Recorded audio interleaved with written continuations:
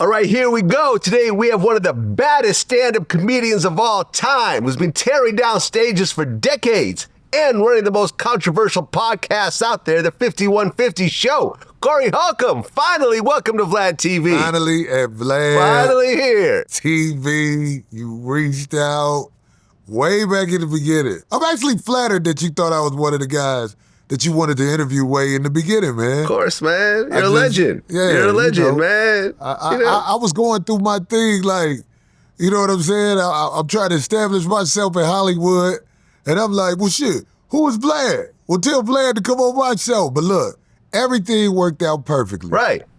I just went on your show. That's right. About a month and a half ago. Man, I appreciate you for coming on my show, man. Of course. You know what I'm saying? Of course, man. I had a great time. And everything you did, the whole thing with the minister, you know what I'm saying? And coming to see me. Right. And, man, I appreciate you, man. So I'm here. I ain't scared of nothing. All right, let's Ask me. go. Let's go. All right, first time here, let's start in the very beginning. Born and raised in Chicago, Illinois. Yes, sir. Chicago.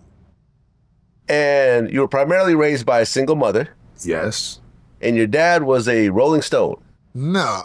That's the way you described it, actually. Oh, wait a minute. No, my bad. Yeah. Yeah. See, when you said Stone, I was thinking something else. No. In Chicago, that's something else. But Oh, yeah, you're right. No, yeah, he's not a Stone. A Rolling Stone. Yeah, yeah. Right.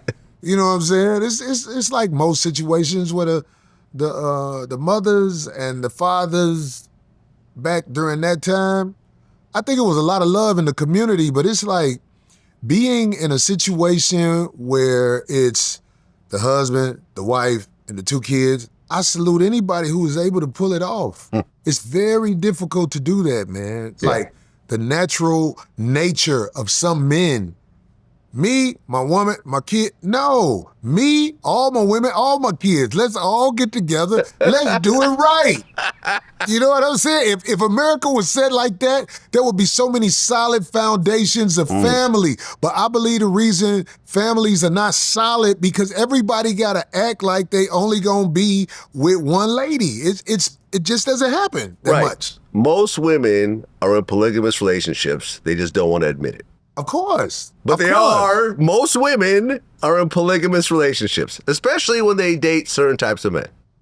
You know, and I've seen them all have that type of urge to be with more than one woman. I'm talking about black, white, Asian, Hispanic, preachers, you name it, civil rights leaders. Because Martin Luther King, man, I know he had them hoes on the road. That's why Coretta used to be like, you going to Alabama, that one bitch out there, ain't she? Now, Coretta, go on with that bullshit, baby. You know what I'm saying? Real talk. Hey, Bob Marley. Everybody.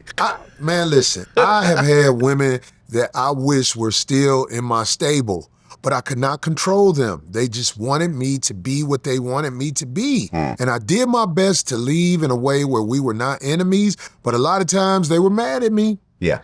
But most of the women I dealt with, they don't really hate me later on because I'm a generous guy. If I'm with you, I do things that I know are going to amaze you. Right. But what they don't know is I'm with you because I know you're easily amazed. All right, let's get back to your story. Because we go off on a lot of tangents during this interview. Now, did you find out that you had a whole bunch of like half brothers and sisters at your dad's funeral? Yeah, you know, when you go to your funeral of your father, sometimes you see other people that were created by him that you didn't look know like you about. a little bit. Yeah.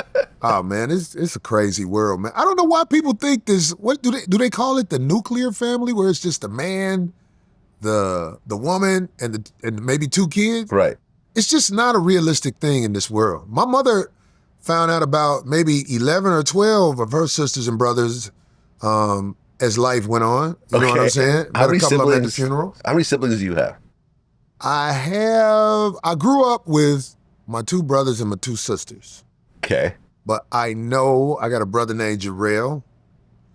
And it was two other people at the funeral, but they weren't friendly. And people were, even though they were there, people were like, oh. Huh. And one of my uncles, he was one of the nicest guys in the world. He said, they're not very friendly. So Just wherever like- you at, I wish you well, but there's no need for us to meet now this late in life. Well, you grew up in the Robert Taylor homes, Yeah. which was the biggest housing projects in the U.S. and at one point in the world. Really? 28 high-rise buildings, 16 stories high, 4,400 units with 27,000 residents. So it's like a whole city, pretty much. This comedian named Kenny Howe, he used to call it Robert Taylor, Illinois, because it was a lot of people over there. And yo, Vlad, I'm gonna tell you about the projects, man. It's a lot of good people, but the bad ones, they stuck out like a sore thumb. Well, that is a notorious housing project. Yes. So in 1976, a young woman was thrown off of a high floor in that building, one of the buildings, and survived. What? Yes. In 1991, a Chicago Housing Authority police officer was killed. In 1993, a maintenance worker was killed. So listen, when some you shit say was that happening. stuff, The shit was everyone, I was like, when you said the lady, I was like, who was she arguing with? And then when you said the officer, I was like, trying to be tough. And then when you said the maintenance worker, he should have fixed the shit right. You know what I'm saying? Like, come There's a on. reason for every situation. It is. Right. I'm telling you. But, you know, poverty kind of destroys the mind. So let's just make sure we add that in there. When you got that many people who are in poverty, yeah, it can go bad. It can go bad, especially if you ain't fixing shit right. That maintenance man should have did his job. That's all I got to say. That toilet just kept flushing. Just I just still the shit on next the time he floor. comes, he Right. doesn't fix my shit. We ain't playing up in here. That's all that is. That ain't nothing. Like, we can get stats where I live. I live in a very decent neighborhood. And on my block, some things have happened that if I spread them out just like you spread them out, and it ain't even as many people. You get what I'm saying? So, Robert Taylor homes, man, look, it's all about, there are crazy people in Robert Taylor homes, and we all knew the crazy people. But I got a homeboy from Chicago. His name is T, and he's one of the guys. If I'm just trying to say one of the guys that really you don't mess with, but I also think he's a fair dude, and he has a picnic, reunion picnics. There's never any incidents really at his picnics. You know why? Because everybody knows. Don't fuck up with T, you know what I'm saying? So that's why most of the time when people fuck up in life is because they know there's no repercussions. But when there's repercussions in life to what you do, people tread a little lightly. Well, did you know that Kenny Duckworth grew up there? Is that the ball player? No, that's Kendrick Lamar's dad. Who? Kendrick Lamar's dad. He grew up in Robert Taylor homes? Yes. Wow, that's amazing. I wonder, is that why little bro reached out to me, man? I'm saying, when he reached I'm out to wondering me, if that's connected with you being in the These Walls video later on. Well, no, what the little bro Kendrick told me was like he was a fan of my comedy. I bet I wonder if he knew that. I wonder if he knew that because I wonder if his dad was originally a fan and then he watched from the dad because his dad grew up in the same place you grew up. And those I stories wonder like if that. you guys might be around the same age too. Yeah. Let me see, I'm not hold on. sure.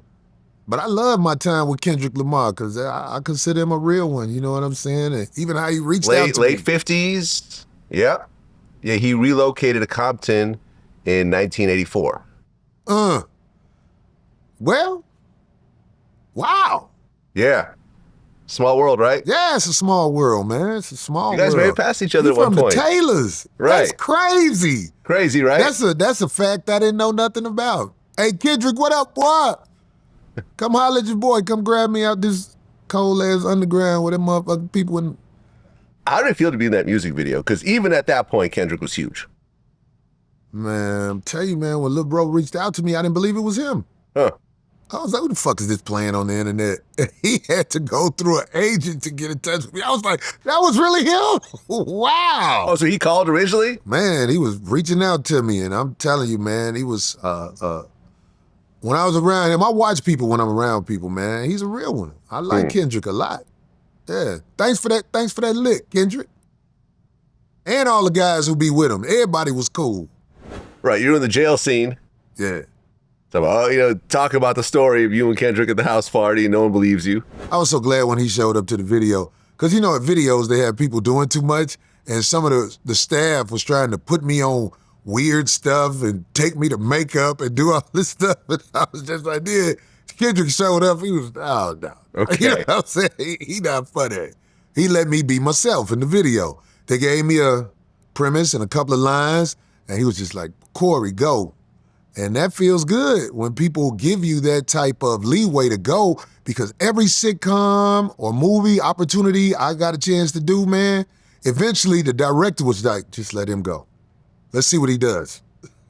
What was that dance scene with Terry Crews and Kendrick about? I've watched it over and over again. I still don't understand it at all. Hey, Terry Crews, I think he ad-libbed that.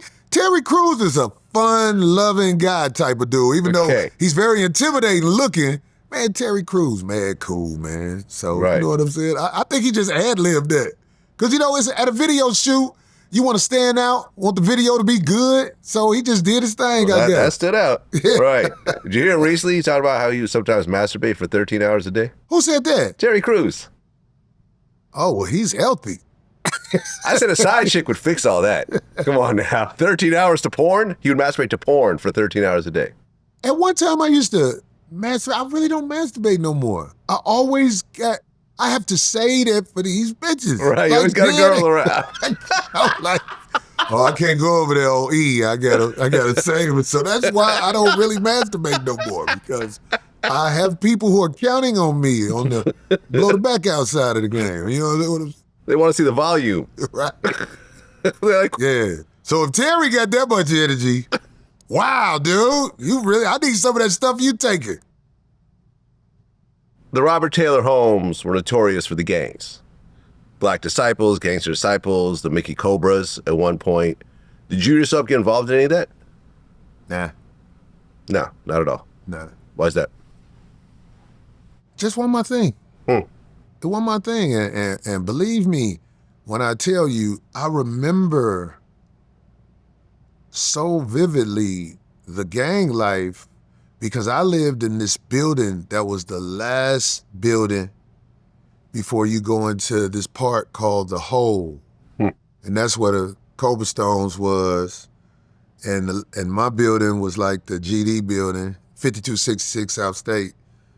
And it's like where you'd see the Cobra Stones are right here and the GD's right here in my building, and you'd see the fights out the window.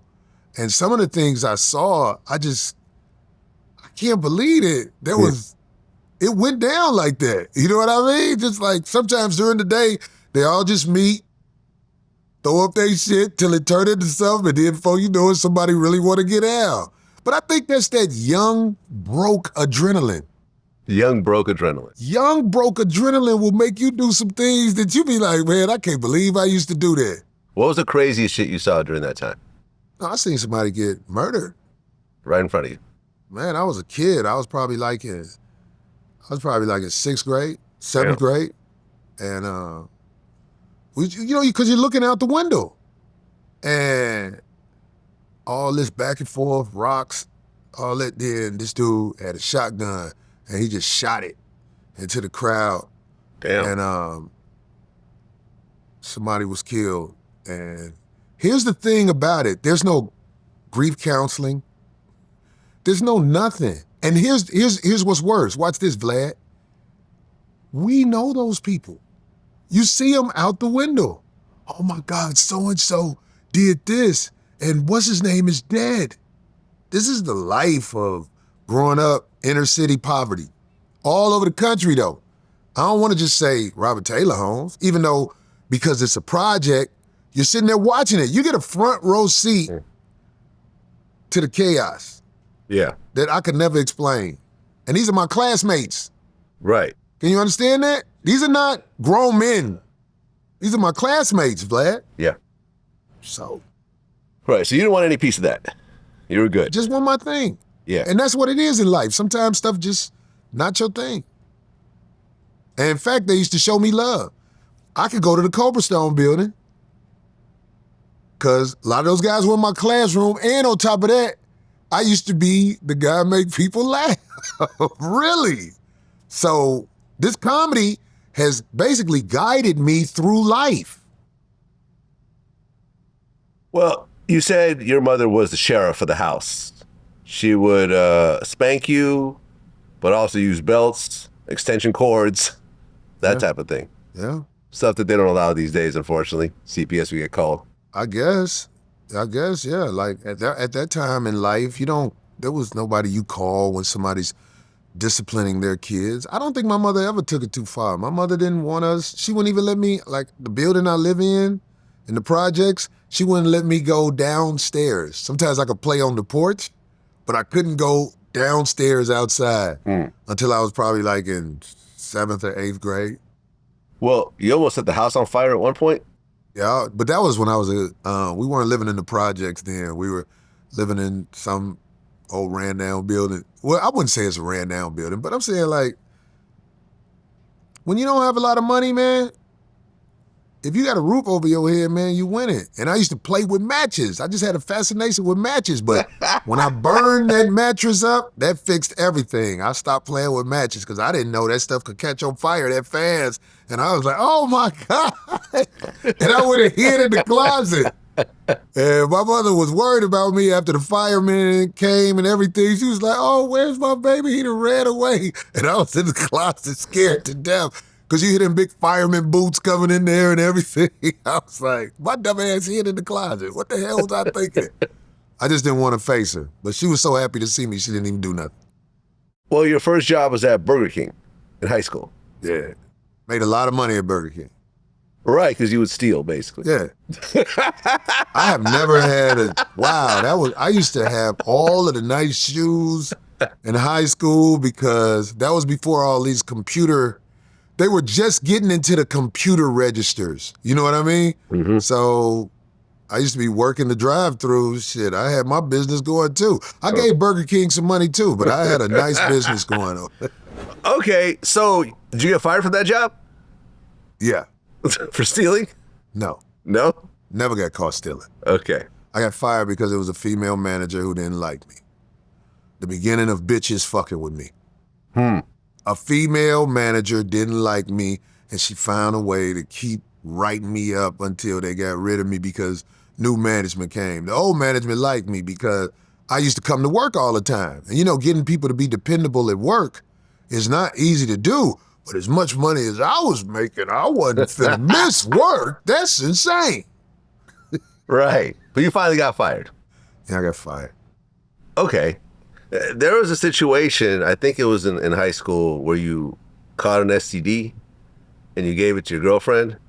Was that in high school? I think it was, if it was in high school, it was senior year. I think it was a little right after high school. Right. Because I wasn't having a lot of sex during high school. But after high school, you started having sex? After high school, oh my God, I learned what to say to people. So you caught an STD and you gave it to your girlfriend? No, my girlfriend gave it to me. Your girlfriend gave you an STD? Yes. Okay, wait. So in my notes it says, then you took your girlfriend to the side chick's house who gave it to you?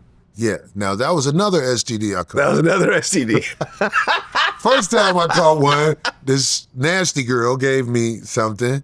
And then the other time, I didn't really know who gave it to me, but I had a chance to sleep with the girl who broke my heart in high school. So since it was so recent, I took my girlfriend over there and was like, you gave us something. Because I always wanted to get her back anyway because she broke my heart in high school. So you brought your girlfriend to the other girl's house. Because I was acting like, well, we should tell her. You know what I mean? Okay. I had to act like I was a good guy. How did that meeting go with the three of you? I was so sad because I felt bad afterwards because she thought I was coming over to do it again. And she just opened the door and I was like, hey, wait. I just want you to know this is my girl and we have something we want to tell you. And her mouth was like, what the hell is this? And it just made me feel bad because I got a heart. Okay. But I felt like I got her back. She broke my heart in high school. Right. So, You it confronted was, her with an STD to get her I back. was like, me and my girl, we had to go get checked out because I think you gave us an STD. Give And her us. face, the crush. She was like, I didn't do anything with nobody but you. And I was like, hey, that's what they all say. You know what I'm saying? I was just like, yo. It was so epic, I felt bad leaving. I was like, oh, man, I didn't mean to get her like that. But she did break my heart in high school. Okay, so you graduate high school, and then you go to Triton College? Yeah, junior college. Junior college. Yeah. And at that point, you're still trying to pursue basketball. Yeah. Okay. Yeah. But at one point, you realize you're not going to be able to keep going with it. Well, you have to go to school and do homework and stuff like that. And that's just that. I had no time for that shit. I was there to hoop. Right. Didn't they call you the dunk creator at one point? Yeah, I used to have a really high vertical leap. I'm talking about I used to be able to jump so high, it was ridiculous. Huh. How tall are you? I'm 6 feet. Okay. And I used to play So you could dunk at power 6 forward. feet. You could dunk at 6 feet. Oh, man, listen, man. When I first moved out here to L.A., I was 30, and I still had that bounce, and I used to amaze people over at Balboa Park and how I used to, how the rim, they let the rim up? I used to still dunk on the rim when it was up. Not all the way high, but when it was up a little bit, people was like, what the hell is that? Wow. Yeah. Okay. So a lot of the guys saw me in there playing ball, and they were like, I could play, but my leaping ability was crazy. Okay. So you ended up putting basketball aside. You pretty much stopped at junior college? Yeah. I wasn't finna make no money playing ball. I could tell. I was like, I'm hanging out at this JUCO, and I'm like 24. You know what I'm saying? I've aged out. So let me jump into the real world, which is a very difficult thing to do. I remember my last college game when I fouled out, and I was like, this is probably gonna be it. Okay. Okay. So right around the age of 23, that's when you started with comedy. Yeah. 1992. Yeah. And Adele Givens gave you your first shot? Adele Givens was the MC, and Godfrey brought me to the comedy club. Okay. So you got on stage for the first time. Got on stage for the first time, and Vlad, I killed him. It was everything I thought it would be. Because I did it once in college, at the talent show in college, and I killed it, but I didn't win because I cracked a fat joke, and it was a fat judge. I found out the politics of the game right there, like, oh, shit. But when I went on stage at the comedy club, that first time, I killed. Then the next day, I brought the whole neighborhood. I was like, what's this? And I bombed. Corey, get you ain't no goddamn comedian. The people I brought with me was talking shit. Fuck. I was so good that day. They was like, get the fuck out of here, Corey. Go back to Burger King. Real talk, yeah. Okay, so how did it go from there? Like, what was the grind like to start getting your comedy chops together? I got respect for a lot of the guys that are making it on the internet. I got respect for you, because making a living in this world is not easy, but my chops came from grind, driving from Chicago to New York for $200 and hoping you get the $200. I was performing in front of all kinds of crowds. I was dedicated. I lost jobs that people said, you're crazy, you work at Caterpillar Tractor and you're not gonna keep that job? I gotta do my comedy. Oh, you're out of your mind. I was dedicated to the grind. And so by the time I got a shot in front of a Hollywood type of scouting agency and everything, there was no denying I was the man. That was at that Jamie Foxx Laugh-A-Palooza in Atlanta way back. I don't know, it was a while ago, but that was the first time anybody besides the literal underground crowds and promoters and audience got a chance to see Corey Holcomb. Right, you won a few competitions. The Miller Genuine Draft Comedy Search, Budweiser Comedy Competition, Chicago Home Jam. So you were really putting yourself out there and entering actual comedy competitions. I mean, I'm not one who brags, but I knew how good I was. I was like, man, I'm one of the best ones at this. You know what I'm saying? It sounds vain when you say that. But that's one thing I could stand on. I seen a lot of comedians. I was like, shit, I'm one of the best ones out here. So around the same time, you mentioned Godfrey and Adele Givens, but Deion Cole, D. Ray Davis, is that around the same time? Me and Deion started around the same time. D. Ray was some years behind us. I would say D. Ray probably was about, let me see. D. Ray had to be about 5 to 10 years behind us. Okay, he came later. Yeah. Right, but Deion came with you. Yeah, me and Deion started around the same time. Shout out to Deion, man. I love Deion. Deion, I love when I see him doing things, I'm like, yeah. Because, I know the journey. Yeah. I watched it. So I love to see it turn into something where I feel like he's putting himself as one of those people who may have a Hollywood square one day. You know what I mean? Yeah. Keep doing it, Deion.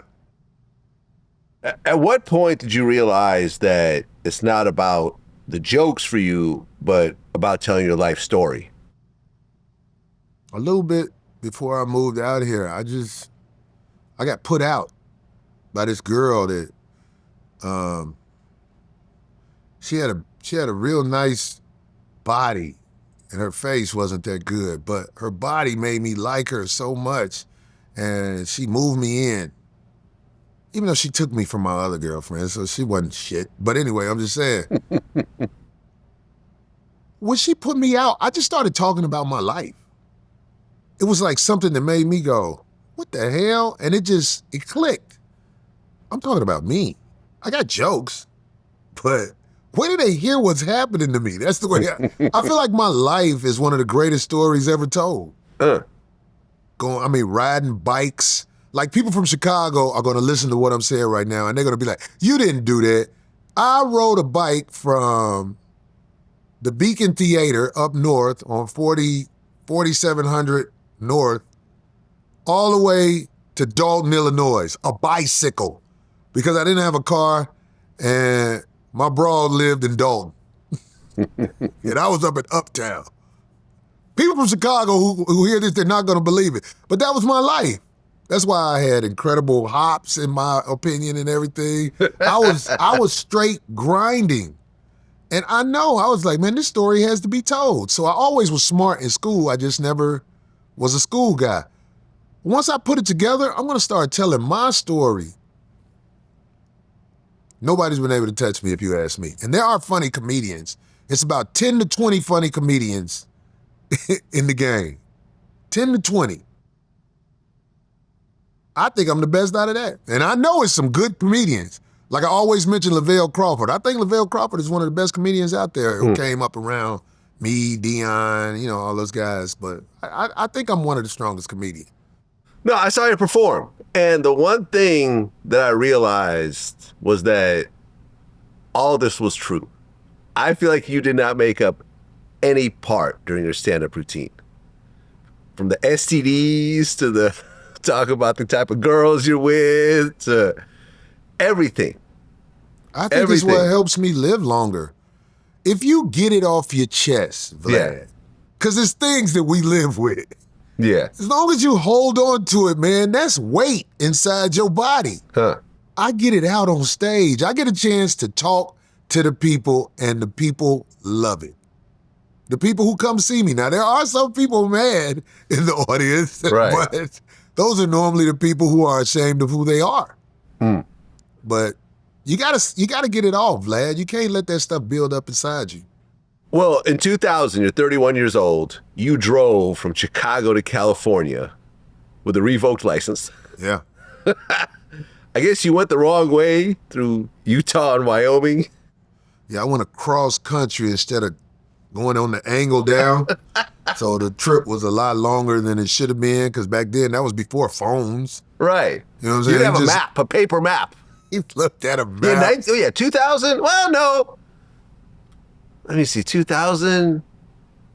Yeah, no, you had like MapQuest and shit then. Of course, I wasn't up on that. Or You know no. what I mean? I was just a dude in a Crown Vic. Yeah, I don't even Crown think. Yeah, the Victoria. GPS, the portable GPS, I don't think we're out yet. Yeah, you're right. If they were out, of course, I didn't have money for nothing like that. Right, and fair that was enough, the yeah. first time I saw a moose up close. I didn't know they were that big. I That was a what dinosaur. the hell is that? God, what the? Anyway, yeah. Okay, so you finally arrive to LA. The day after the Lakers won their championship with Shaq. Right, That's when I got here. City was in chaos. right. And I always tell people, me being from Chicago, I know how it is, because when the Bulls won their first title, City was toe up. Right. Yeah. So now you start getting to the whole Hollywood scene. And, well, the next year you perform on The Tonight Show with Jay Leno. I couldn't believe it. It was like all these pieces of a dream were coming together. And Jay Leno was so cool to me, man. He was so cool. He's the one that made it where, well, it was Jay Leno and these two guys who booked it, Bob and Ross. And only Hollywood insiders will probably know who I'm talking about. But I can't tell you how much I appreciate their kindness toward me. As the management I had introduced them to me, I felt like they were actually trying to help me. And you know, I'm that guy, if you just crack the door, I'll be able to go. So Jay Leno and Bob and Ross, I appreciate y'all. Right, and then at that point, you started getting into the whole scene. You were in movies like Mike with Bow Wow. Yeah, I got an opportunity. That was a hookup. That was like somebody who I know was like, I want my guy in the movie. So they just found a spot for me, and I appreciate that. I appreciate that big time. I didn't get a chance to show who I was then because I was just shocked that I was even doing it. Yeah, you were on The Cleveland Show, the voice of Robert Tubbs. Another thing blew my mind, that they knew me. Are you serious? Y'all know me? The dude who makes the voice of Cleveland, he was a huge fan because he used to do stand-up. Nice. He was like, oh, I seen you rip it up. I was like, wow. So big shout out to the people over there, Cleveland Show, Family Guy. You were on Mad TV in 2002. Yeah, that was our friend Aries. I think he had a lot to do with that. Oh, he got you on there? Yeah, I think he had a lot to do with that. Okay. You guys were cool back then? Aries was a big fan of mine. Okay. And I'm not gonna dog Aries. I'm not gonna dog Godfrey, but I'm gonna tell you, some people you have to give them their space. Because if you're around them, it's just going to destroy everything. I mean, like, there are people who I am so fascinated by, but I'm smart enough not to be around them because I know me. See how I don't blame it on them? I know me. I'm like, I better It's say me, it not right. you. That's what I try to say. I try to say that. I know me. So I'm going to give you your space. Whenever I see you, I'm going to always be like, hey, but now it's to the point where I can't do that with some people. And I hate it got like that, but I have no beefs. I hate when people say, you got a beef? I ain't got no fucking beef. I'm out here living the life. Well, you were getting on a lot of stuff around this time. You were on Wildin' Out. You were on Shaq's All-Star Comedy Jam. And I watched some of that. You went all the way in on that one. I don't think anyone was ready for the kind of jokes that you were making. Vlad, they were not ready for me, man. When I went on stage at the Shaq All-Star, I was politic to go third. And I'm like, well, what's everybody else gonna do? Because Paul Mooney went up after me, and he ate the whole dick. And that ain't me trying to be mean. It's just, I took everything from the room, if you get what I'm saying. I make money in Dallas today because of that night. Because it was such a strong set, and that idea at the end to have a white guy skipping across, you remember that part of the set? I didn't know if it was gonna work. And the way it worked, I was like, yo. It was like really cold that weekend too, where it was, sometimes it snows in Dallas. So it was snow in Dallas and everything, but we were at the mall the next day, and it was, All-Star Weekend, there's stars everywhere. I was treated like a star in the mall. They was, oh my God, this guy, he tore it up. So That was a weekend I'll never forget. The Shaq All-Star weekend. Was that the set where you talked about your 3-year-old daughter?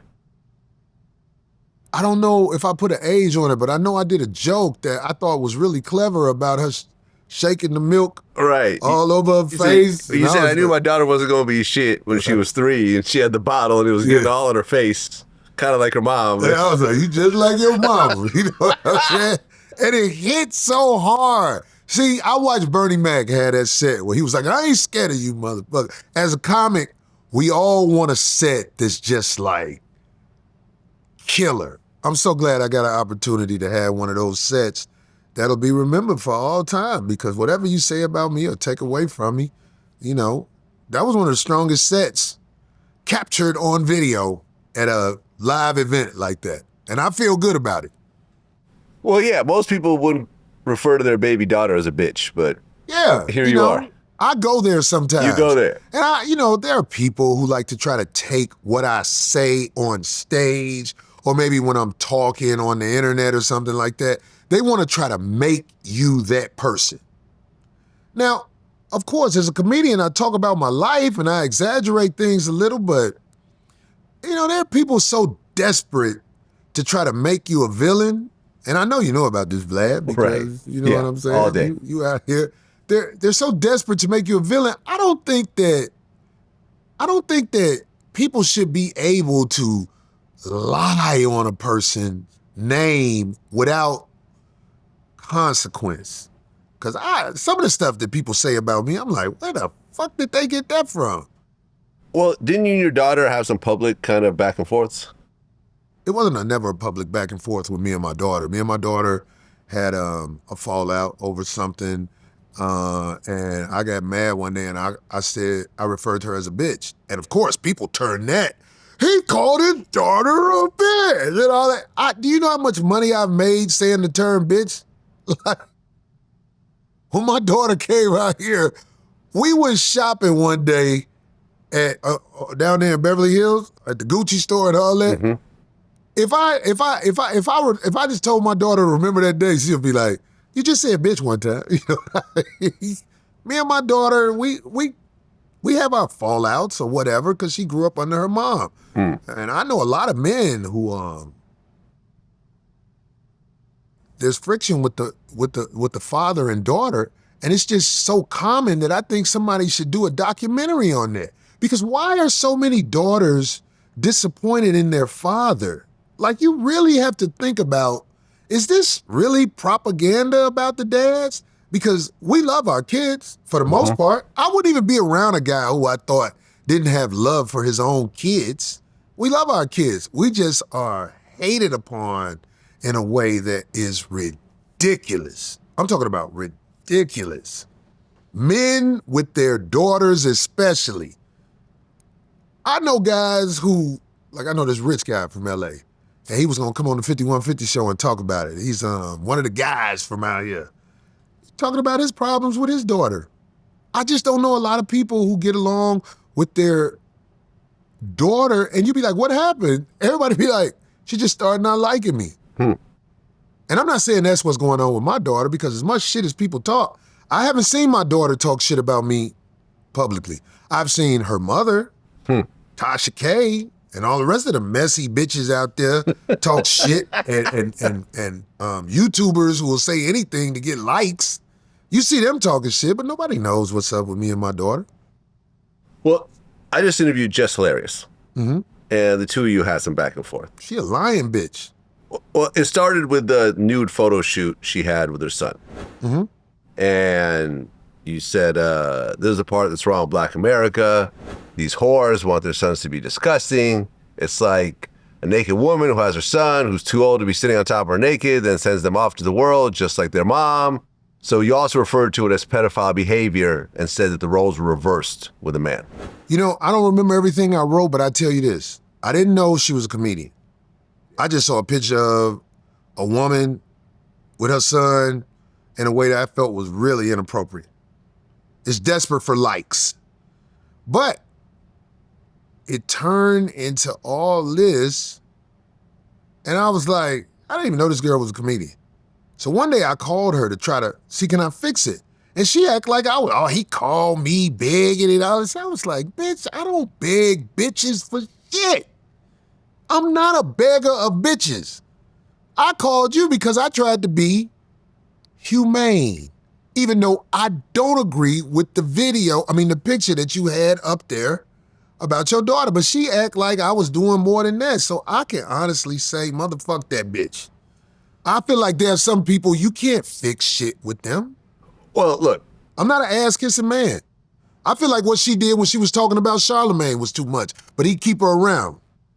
Well, I brought this up to her. The interview's not out yet. But basically, this is what she said. She said that she was offended over the pedophile comment and so forth because you're talking about the son and so forth. It wasn't even really that the comedian was talking about me. It was that Corey mentioned my son. And he called it pedophile behavior. Yeah, pedophile behavior. I knew it was something either gay or pedophilia or some shit like that was just derogatory, like for him to say, involving my son. I just thought that was very, very distasteful. Did I say pedophile? Because that's not really one of my words. Okay. I don't know what I wrote, but I'm just saying, she lies about everything. She hypes shit up. I got no respect for the bitch. Okay, so she put up the photo shoot, and I'll be honest, I wasn't a fan of those types of photo shoots also. Like, everyone raises their kids differently, right? Some people kiss their kids in the mouth. I do not. Some people walk around naked around their kids. I do not, right? There's certain lines that I draw, but listen, Kobe kissed his little girls in the mouth. Like, that's not cool by me, but if that's him, then okay, whatever, right? No, Vlad, it's not the same thing. Okay. Vlad, you're not going to walk around your daughters naked if you live in America. You're not going to do it. No. Because you can get charged. Real talk. A woman taking a photo with a little boy and she has his clothes off and her clothes off. That's crossing the line, man. That's crossing the line. First of all, when you put your kids on the internet, you victimize them. When you put pictures of your kids on the internet, you victimize them. I never put my kids on the internet. Ask the police. Ask the police. They'll tell you. You shouldn't put your kids on the internet. No matter how much you love, in fact, I would say the family that you really love, you might not want to put them on the internet. Now, if they want to be on the internet, that's on them, especially if they're a certain age. But your child on the internet with no clothes on and he's a young boy and you are a woman who likes to, she's took a photo on the internet where she was basically, after she got her ass done, she had the shit put in there. She has a picture of her showing off the ass. I don't know if it was for a movie or whatever it was, but here's the main thing. I'm not mad at that lady, but that bitch has lied on me. That bitch has lied on me. That bitch said he don't be there for his kids and all this. And I'm like, bitch, you don't even know me. I don't know you, lady. Right. I guess during the back and forth, she said that you told one of your kids, fuck them, I'll make another one. She said, I said that to my kid? About your kid, yeah. Wow. Hey, you know what, Vlad, let me tell you something. When you're doing comedy, sometimes you'll say some shit. And you'll be like, I said that? Wow. You know what I'm saying? You know what's funny? Oh, sorry, go ahead. No, go ahead. No, I'm just saying, people will watch you and pick the pieces they can say something bad about. You know what I'm saying? What the fuck, man? You ask the people who know me who I am. I'm gonna tell you the people who might have something bad to say about me, some of the bitches I fuck with. But not all of them. Not all of them, because women who get away from me, I'm still able to call them and be cool with them. A lot of them. But I've been with a lot of bitches, so I don't know. Well, at one point, Jess Hilarious got into it with T.S. Madison over some of the trans comments she made. Yeah. And I brought this up in our interview. T.S. Madison called her Robert Townsend in the face. And she said, that's actually kind of funny. T.S. Madison called you Robert Townsend in the face. Shorty, that was funny as shit. Like, we not gonna sit back and act like that wasn't funny. Like, no, that was funny. I will say that. That girl, I don't know a lot of girls who face the world as they truly are. And so I can't say nothing about one. I'm talking about where I'm from. Most girls do not face the world how they really look. What do you mean? I'm talking about most of the women you're talking to are in a disguise. Right, with makeup and so forth? Everything they have on, it's a disguise. Hair, makeup. You're not talking to that woman until she's been in the hospital for a week or more. That's when you find out how she really looks. When she can't get to her disguise. You know what I'm saying? You don't know how these women really look. They look like the homies, like dead ass. These are our tribal sisters, but they do not want to look like they're part of the tribe. They want to look like they're from the Kardashian tribe. And I think it's a tragedy what's happened in this world. Because go look at Chuck D's Fight the Power video and how people looked back then. And look at how everybody looks now. I'm talking about there are women who actually think they're sane, but they won't face the world how they really look, ever. Ever. So when you say the dude, Madison, said that she looked like who? Robert Townsend. Robert Townsend, I think that's funny too. I would agree. She thought it was funny also. Just did. Well, here's what she said. She said that you called her and y'all had a conversation, and from her point of view, it seemed like things had worked out, but then you kept talking shit about her afterwards, and that's why she's like, I can't work it out with him. She's a liar. She's a liar. It doesn't even matter. I'm not mad at that girl. I don't have a beef with that girl. That girl don't affect my money in no way. And I hope people go see her do comedy. Go, buy the ticket. Go see her do comedy. And let's see what happens after that. Because this comedy thing, a lot of us have an expiration date, but staying power should be respected. People who are able to stay out there and do what they do, that should be respected, because a lot of these people are fly-by-night guys. What is that dude, Dane Cook? The MySpace guy? Where is he? These people were good point. Popular at one time, popping, but they go away. Well, I'll just say this before closing it. I hope you guys do work it out at some point, because what she did say was that you are a great stand-up comedian, and her dad was a huge fan of your work. Well, she said that on camera. I'm telling you this on camera about the girl, the hilarious girl, Godfrey, Aries. I have no beef with none of you. I talk shit because I'm a alpha. I'm a man. When you talk shit to me, I'm like, oh, okay. I naturally talk shit. But I'm not walking down the street seeing somebody and getting ready to say something out of pocket to them.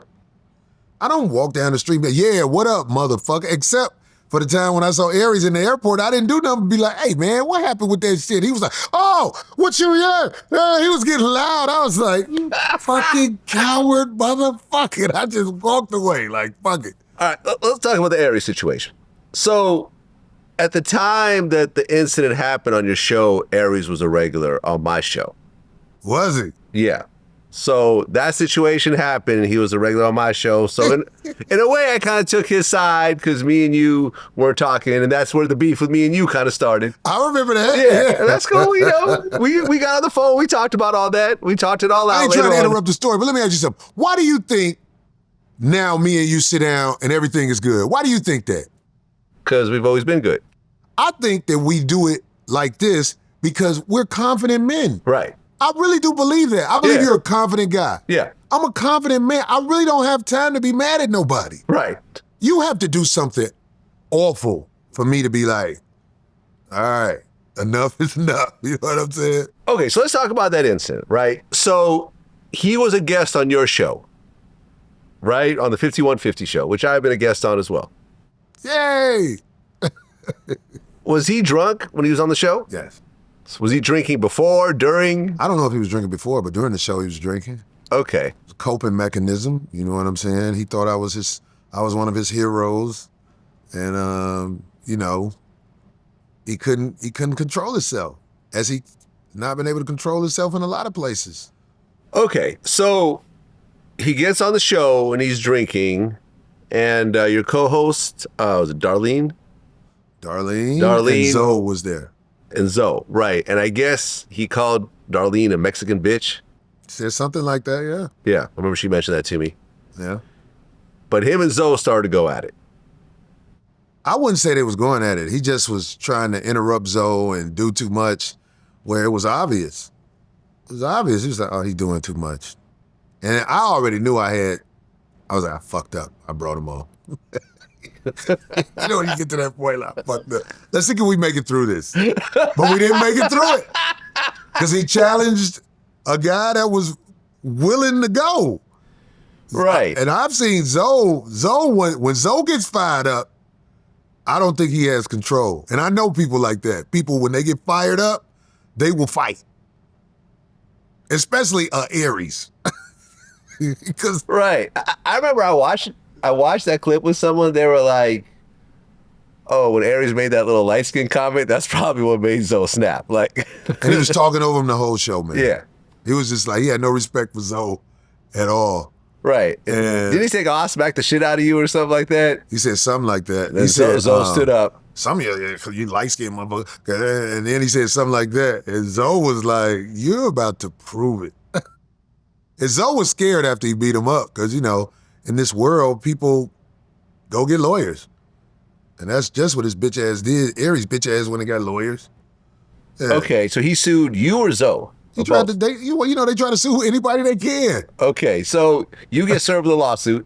Yeah. And what do they try to say? That you didn't provide proper security or something? Whatever they write to justify their lawsuit. Vlad, when people sue, they say whatever they think will get them some money.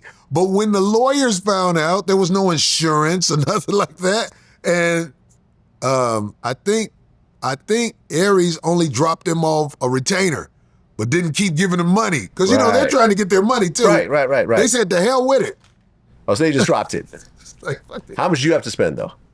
About 20. About 20,000. Yeah. So did you end up firing Zoe after that? No, hell no. Was he still on the show, though? Yeah, he was still on the show. That was my guy. That was my dude. And like I say, Zoe has a temper. It was another guy on the show named Freeze Love. One day, Zoe got mad at Freeze because Freeze took his hat off, and Zoe doesn't like when you see his head. They were finna go at it. And then one time, me and Zoe went at it. And it was like, I am so glad that he didn't really try to fight me because it would have been a very regretful moment in our lives. Huh. Because sometimes you can fight your squad. Do you know what I mean when I say that? Yeah. Sometimes squad can get into it. Sometimes it brings you closer. One of my craziest friends, his name is Nate. We had a fight. We've been super solid ever since. Okay, so Aries sues, but ultimately he drops the lawsuit. It just doesn't progress. So you end up having to pay your 20 to protect yourself, but ultimately.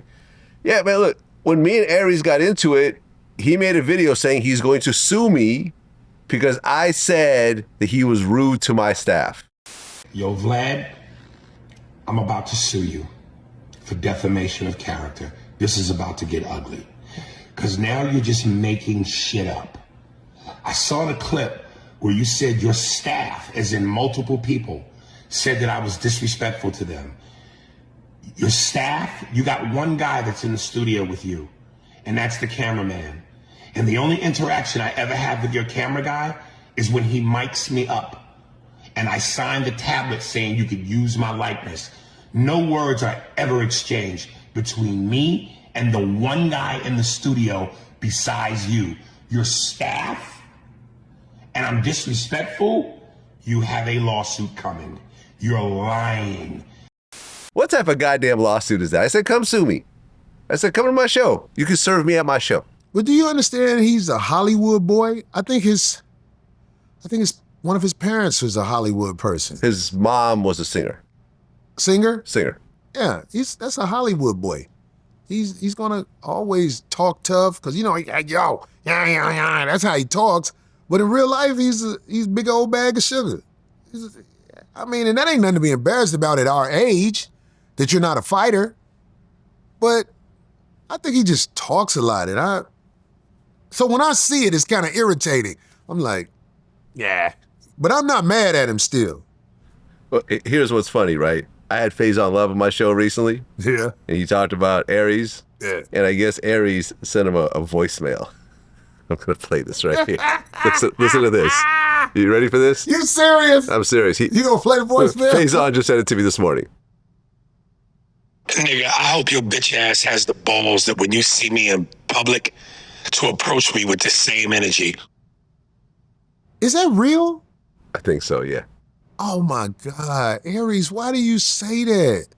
Why would you say that, Aries? We all get upset. We're all imperfect beings. But here's the truth. Faison will beat the shit out of Aries. Oh, yeah. Absolutely. I'm talking about he could beat him unconscious. So why would you do that, brother? He completely would. I've seen Faison fight. Why And would- I've seen Aries fight. How did Man, those let me two tell you fights something. work out? I size There's videos everybody of up. both. I size everybody up. I know what. Like, Faison got weight on him. Oh, yeah. But trust me, it ain't a whole weight.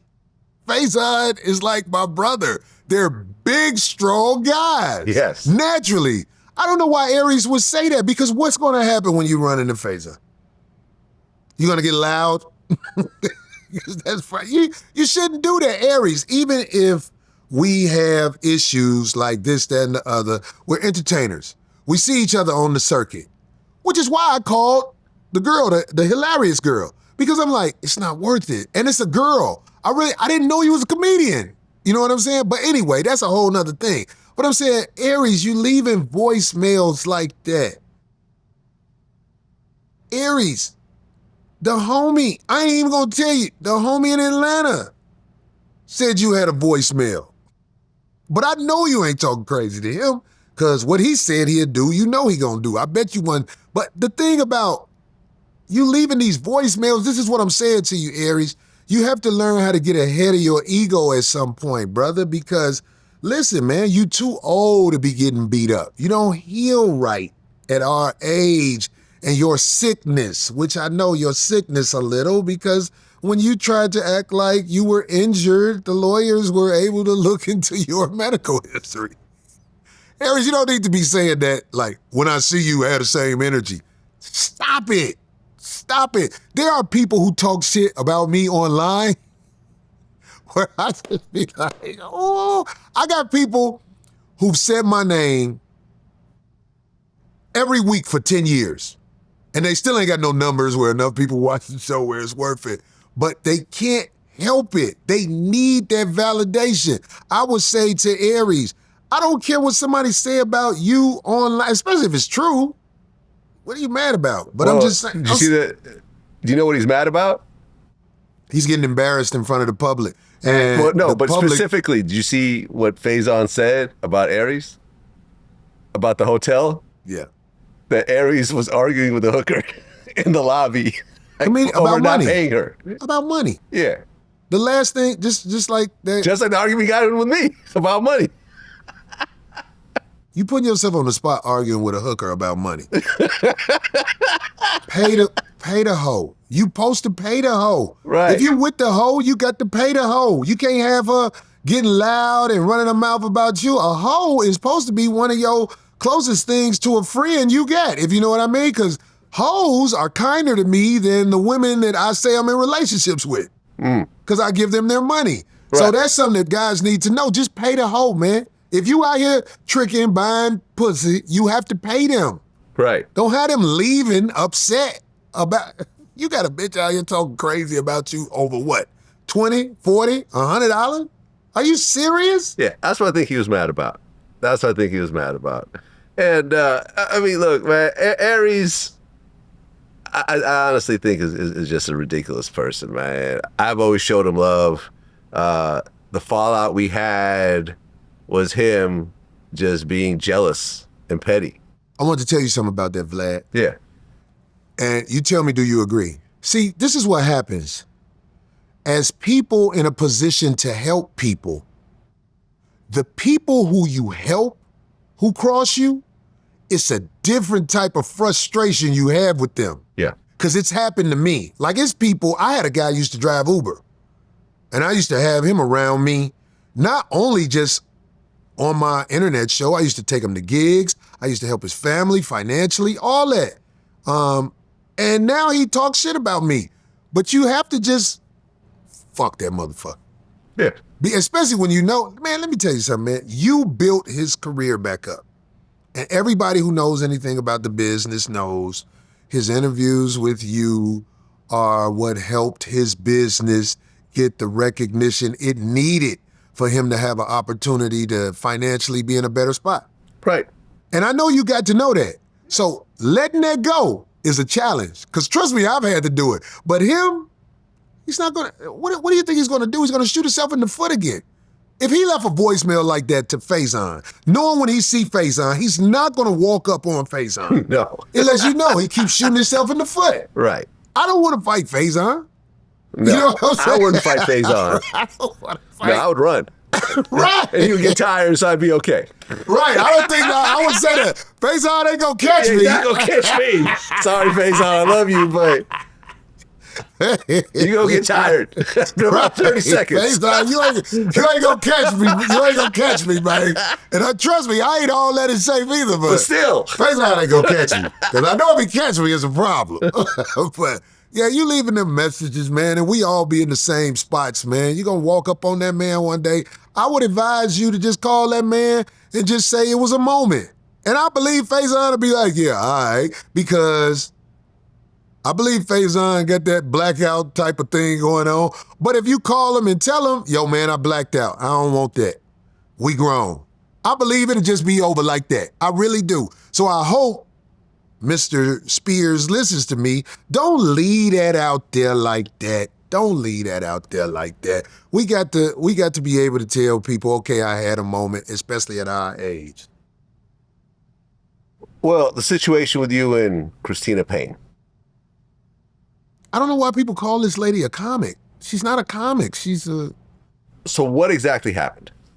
A dopehead was following me around because I would not give her the attention she wanted, and she finally got me to get up off me, and this crooked attorney and her friends at TMZ took the opportunity to try to turn me into a villain, and it's all part of entertainment for people like me, Vlad. I watched what happened to Jim Brown. I watched what happened to Michael Jackson. I watched what happened to, you name it. All of the guys, they got to throw some dirt on you. So they took a 30-second clip of my life and tried to turn me into a villain. But I don't speak to that woman. I don't know that woman. This woman is a heavy drug user. So what exactly happened in that incident? One of the days she was following me. Are you talking about the incident that TMZ showed? Yeah, the TMZ. It was when I finally hit the peak. She had been following me around, talking crazy to me, and just basically egging me on. And so, TMZ said I punched some woman. In a way, I guess I am a human being. I can pop off. I'm not perfect. And anybody who says they're perfect, I have no respect for you. We're not perfect. We can all pop off. She finally got me to pop off. And before that thing hit the air, I had already been to court about it. Right, because that happened in 2024. It already was settled. Yeah, the footage came out in 2026, 2 years later. So this was a 2-year-old. Crooked attorney named Sean Holly was after that footage. She called the Improv and lied and said she represents so-and-so and she has a subpoena and all this. And we got it all down. Sean Holly, a crooked attorney who for some reason is after me, because sometimes you can be on that list of people they want to make look bad. Her and the dude, Harvey Levins at TMZ are close. And they put that out there after everything was settled because I had a restraining order against that woman. And the judge also gave me a restraining order to stay away from her, which is easy. You know what I'm saying? Because the judge saw what happened. Yeah. And she just was like, listen, you guys are in a comedy community and you guys seem like the comedy community is a nice place to be. I just want you guys to stay away from each other. But if you have a comedy show together, you can come within 6 feet. Just don't start any problems. Okay, fair enough. I thought it was really fair what the judge did. The judge said, I'm going to give you a restraining order with her against you, Corey, because you put your hands on her. Yeah. I pushed her face. Yeah, okay, I can take that. But I just don't like the way it was all blown out of proportion. Like, Corey is somebody who does this. I don't have that type of criminal history, and I don't have that type of reputation out here on the streets. Well, so was there a civil suit? They didn't chase the civil suit because there's no money in it. Okay, so it was just she filed a criminal suit against you. That ended up being a restraining order on both parties. This is what the crooked attorney was trying to do. She was trying to set it up because I didn't even know there was a restraining order. In California, these crooked attorneys know how to make it where there is a hearing for a restraining order without you knowing. They lied and act like they served me and everything. The only reason I found out about the court hearing is because I know an attorney, and she was like, Corey, do you know that you have court on Tuesday? And she called me like Friday. I was like, what? She was like, you have court. This is the second hearing. They've already lied and said they served you. I was like, you gotta be joking. And this is what I'm saying. It's like, because this is a powerful attorney, I've been having problems finding attorneys who will go against this Sean Hawley crooked ass attorney. And for me to say her name must mean I really can prove everything I'm saying. Cause she got called in the courtroom because the girl kept acting like, well, my attorney, and then so the judge called her and Sean Hawley said she's not her attorney. She said, I'm thinking about it. But it was set up to try to make it where the girl has a restraining order against me. That way they can extort me. You understand what I'm saying? Because I was on them We Them Ones tour at that time. Huh.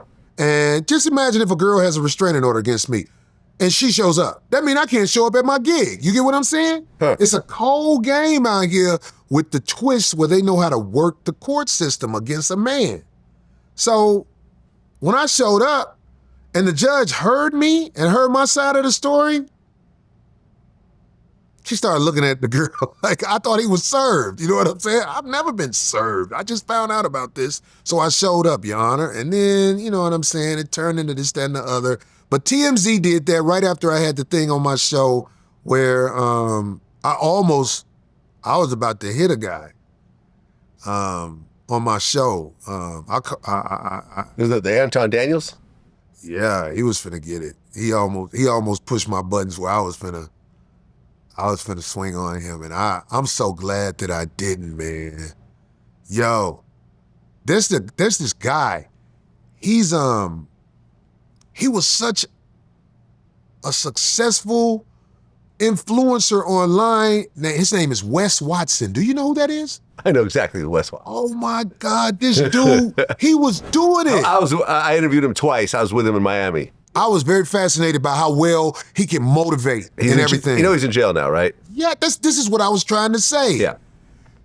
You can fumble the bag so easily now.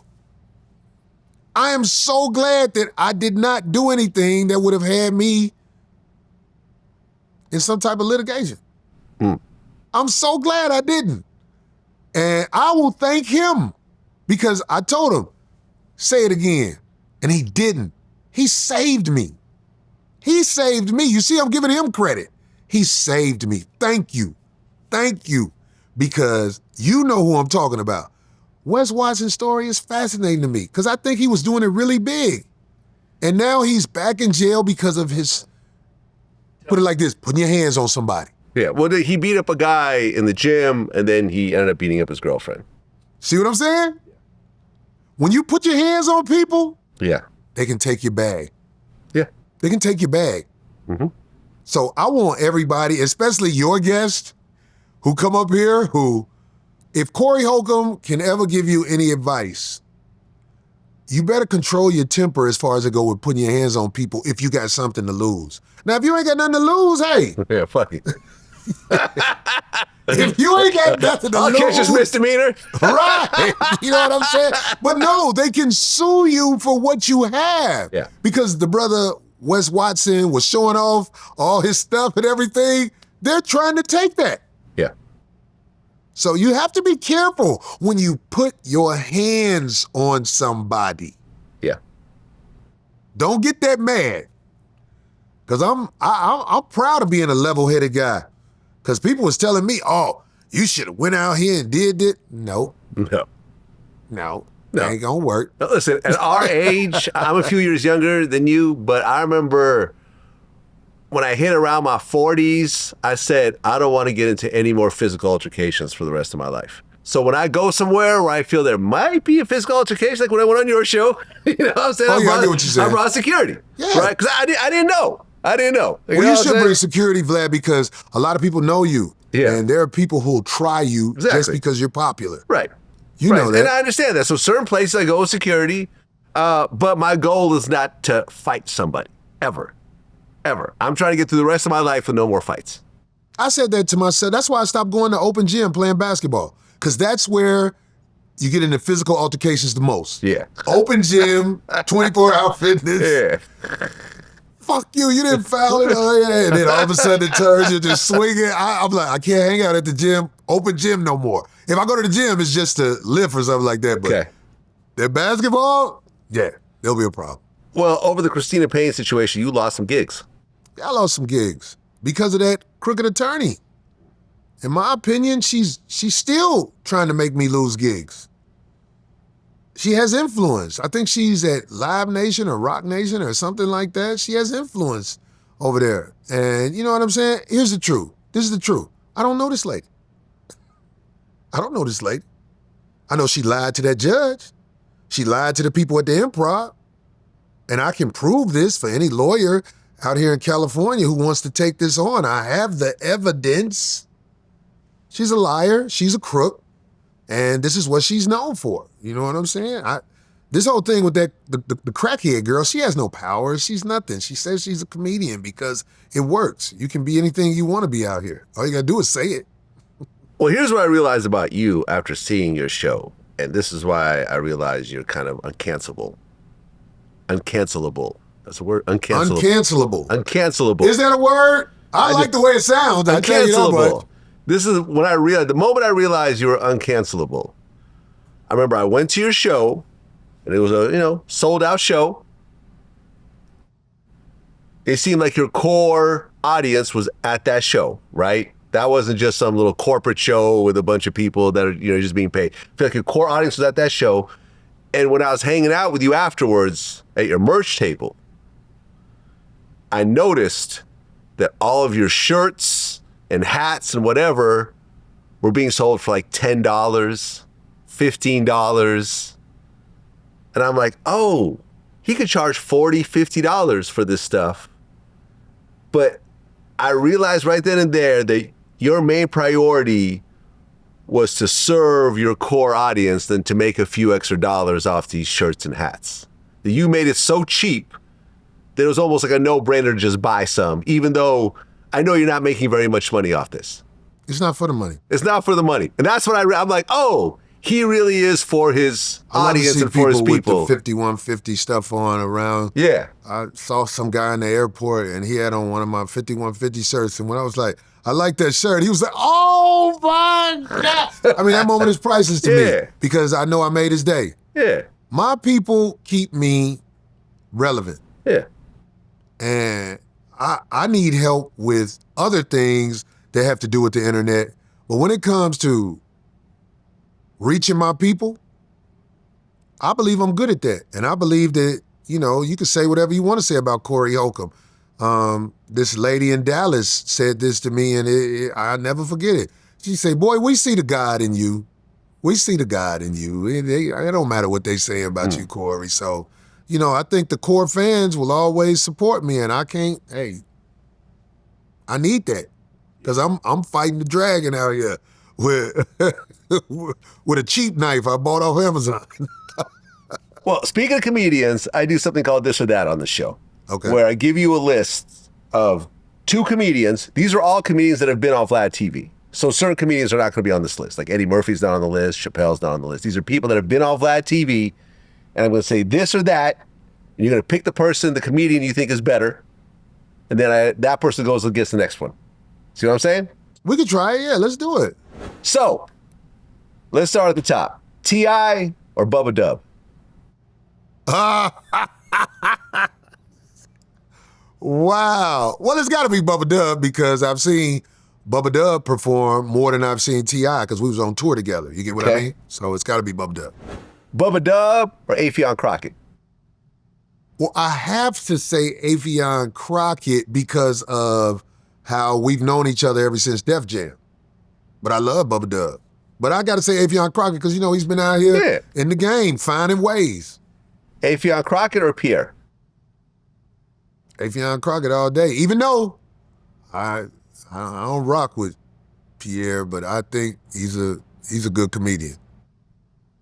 Avion Crockett or A.J. Johnson? You talking about my brother who passed? Ezel. Well, okay, I'm gonna pick AJ over Avion because of the I related to AJ a little more than I related to Avion, but that doesn't mean Avion isn't part of my heart. You get what I mean? Yeah. But me and AJ done laughed and talked shit and did all that together in a different way. If you know what I mean when I say that. Yeah. A.J. Johnson or Lil Rel? AJ Johnson, like Lil Rel, he's kind of disappointing to me because he was talking shit about me, and I didn't see that coming from nowhere because I thought he was my Chicago brother. Mm. So when he said something, because I said something about the one comedian, his I actually think it's his boyfriend. I can't think of the dude. He had a TV show, and Lil Rel was on it. Jared Carmichael? Yeah. So when I said something about Carmichael, who's openly gay? Yeah. Yeah. I said something about that. Okay. And then Lil Rel said something about me on one of the shows. So I'm not mad at Lil Rel. I'm not mad at him, but it's just like, you know what I mean? Okay. Respect to you, but A.J. Johnson or Capone? A.J. Johnson. A.J. Johnson or Ricky Smiley? Ricky Smiley. Ricky Smiley, the first comedian took me on the road. Nice. Ricky Smiley. Love you, Ricky Smiley, crazy ass boy. Ricky Smiley or Country Wayne? Well, it's got to be Ricky Smiley because I know him. But it's going to be, you're not going to find a lot of people that I'm going to pick over Ricky Smiley. Ricky Smiley used to put me on his radio show and help me sell tickets at shows. Okay. So that's almost like it won't be unfair with a lot of comedians. All right, well. But Country Wayne, keep doing your thing. Boy, I love you. Ricky Smiley or Just Hilarious? Come on, man. I had to put her in the list. That was funny, man. Hey, good luck to you, sister. Hilarious, but Ricky Smiley. Ricky Smiley or Tony Rock? I'm saying it's going to be hard to beat Ricky Smiley because, you know, I love Tony Rock. Right. Tony Rock. Well, I want you to base this also on their comedy ability, right? Well, I'm just saying it's going to be hard to beat Ricky Smiley and Ricky Smiley to help me get buddy. Ricky Smiley or Michael Collier? Ricky Smiley all day long. Ricky Smiley or George Wallace? Ricky Smiley. Ricky Smiley. And I'm saying I know George Wallace is legendary. Yeah. With his dick in the booty head. But I'm just saying. What? Wait, George Wallace is gay? What? I didn't know that. Man, come on, man. Okay. Look, no disrespect. I get Legends Day proper. George Wallace been funny a long time. Yeah. But Ricky Smiley done helped put money in my pocket. Okay. Ricky Smiley or Charlie Murphy? Damn. Yeah. Ricky, you know I show you love all day long, but I'm going to say Charlie Murphy because I was so impressed by who Charlie Murphy was as a man. Not a coward, not messy, never preyed on the weak. And his conversations were some of the most hilarious conversations I ever had in my life. I mean, I ever heard in my life. I love Charlie Murphy. Charlie Murphy or Donnell Rawlings? Okay, Vlad, you getting genuine laughs out of me right now. Fuck that motherfucking Donnell Rawlings bitch ass nigga. Yeah, I remember the whole situation where you were on stage and he got into it with you in the audience. He another motherfucker. He talk all that shit, but if like he's going to the police, that's another court case waiting to happen, and I ain't gonna fall for it. Charlie Murphy or Ryan Davis? Charlie Murphy all day, and I'm saying like Ryan Davis. Look, little bro, respect to you, boy. Respect to you. I was the first one to put him in an interview on a big platform. Ryan Davis, like 7 years ago. Yeah. Man, look, me and Ryan Davis have had our words, but look, this is real. Because I don't do this for everybody. Get your money, Ryan. There you go. Charlie Murphy or Arsenio Hall? See, it's hard to pick. Charlie Murphy is one of the guys, too, that it'd be hard to pick over him. But Arsenio, thank you for my opportunity you gave me, brother. You let me come on your show, and it was a good look for me. So, hey, Arsenio, respect to you, brother. But Charlie Murphy, that's my man. Okay. Charlie Murphy or Bill Bellamy?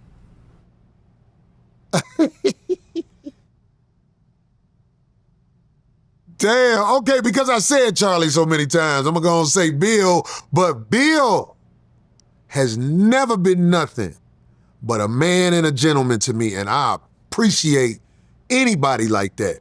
Like, I like titans. You know what I mean when I say that? They don't look at Bill Bellamy as a titan, but Bill Bellamy is a titan. I agree. He's a titan. Yeah. I got love for you, Bill. I got love for you. So you're choosing Bill Bellamy? I'm choosing Bill Bellamy. Bill Bellamy or Faison Love? I'm gonna say Faison on this one because I'm saying, like, I ain't gonna keep going with the same guy all the time, but you talking about two guys I got real love for. So I just say Faison to see who you put Faison up against. Faison Love or Ari Spears? Man, get the fuck out of here. Ari Spears, bitch ass out of here.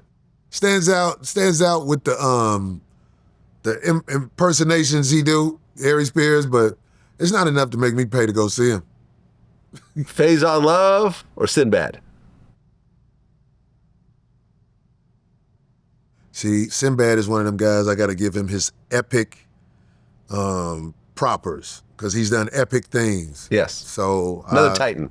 Yeah, he's a titan. I fucking love Sinbad. Yeah, he another motherfucker that try him if you want to. Sinbad ain't no little bit, well, you know, he's an older brother. So look, Faison, you know what's up. Sinbad. Yeah, boy, I picked Sinbad. Yeah. Sinbad or Joe Torre?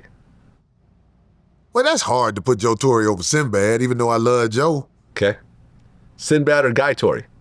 Same thing. I love both of them. Both of the Torre brothers ain't never did nothing but been good to me. I love both of them. But Sinbad, you know what I'm saying? You got to go Sinbad. Sinbad or Hope Flood? Sister Hope, much love and respect to you. But Sinbad. Sinbad or Miss Pat? Miss Pat, much love and respect to you. But come on, it's Sinbad. Sinbad or Carlos Mencia? Sinbad all day. Sinbad a real comedian. Carlos isn't? I don't think so. Why is that? I've watched it. He's having some tax problems right now. I don't know if you heard about Who that. ain't having tax problems? No, but If he got locked up. If you don't know how to fill out your paperwork, you're gonna have tax problems as an entertainer. That's how they got our brother Red Fox. Oh, yeah. You know what I'm saying? They can always come get you with taxes. Yeah. So when I see people in trouble for tax problems, I just be like, I hope you get out of it. Right. But I'm not knocking him. Sinbad or D. Ray Davis? You gotta pick Sinbad, but you know, D-Ray is one of the guys from the crib. You know what I'm saying? D-Ray makes something out of nothing since he's began. Yeah, no, he's dope. I've been rocking with D-Ray since like 2004. We used to run into each other in the clubs out here. Man, D-Ray used to give the OGs work. You get what I'm saying? He one of them guys. He finds a way. He's gonna find a way. He's gonna find a way. So salute to D-Ray. He's always gonna find a way. Sinbad or Gary Owen? You can't put Gary Owens in the same category as Sinbad, but hey, salute to Gary Owens. Sinbad or Ali Sadiq? Man, come on, man. You can't put Ali Sadiq in the same category as Sinbad. Okay. Sinbad is iconic. Do you get that? I got it. Good luck to Ali Sadiq too. Yeah, you know what I mean? Yeah, it was just good on my luck show to that recently. brother. Yeah. Sinbad or Burt Kreischer? Get the fuck out of here. You serious? Well, I know who he is because I'm a comedian. Yeah. But Sinbad is iconic. It's gonna be pretty hard to beat Sinbad. Sinbad or Andrew Schultz? Sinbad. Sinbad or Russell Peters? Love Russell Peters. But Sinbad is iconic. It's gonna get harder. Sinbad or Mark Curry? Oh shit, Mark Curry. Mark Curry is one of the funniest comedians I know. Right. One of the funniest comedians I know. My Bay Area brother. I didn't know you was even from the Bay. Yeah, from the Bay. I think you said that before, I remember. Mm-hmm. No, Mark Curry is one of the It's going to be hard to beat Mark Curry now. You said it was going to go up. Right. I couldn't even imagine what you was going to say, but yeah, it's going to be hard to beat Mark Curry. Mark Curry or John Witherspoon? Fuck. Yeah. Yeah, I love Witherspoon. When I worked with him on Black Jesus, man, he became part of my heart. Yeah. Like, I didn't know he was that good a dude. You know what I mean? So, but Mark Curry is a very strong comedian to me. So I have to go with Mark Curry. But my brother John Witherspoon, rest in peace, brother. Yeah, I did his last interview before he passed. Yeah. Well, is that a fact? Man, I was at the funeral. Oh, really? Oh, wow. That was the first funeral I saw people actually laughing out loud. Because people performed. Like the Wayans boys, oh my God. I'm getting it mixed up. Which one is the DJ on the show? I'll get their names. It's not Marlon, it's Sean. Yeah, I think so. Man, Sean had a HBO special at Witherspoon's funeral. Oh.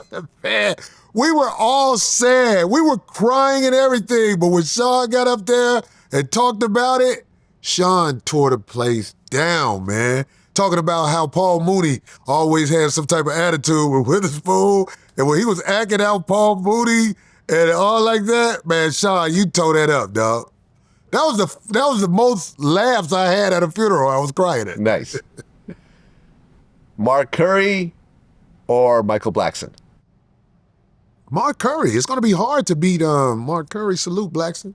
Mark Curry or Joe Coy? Oh, shit. Joe Coy. Want me to tell you why? Why is that?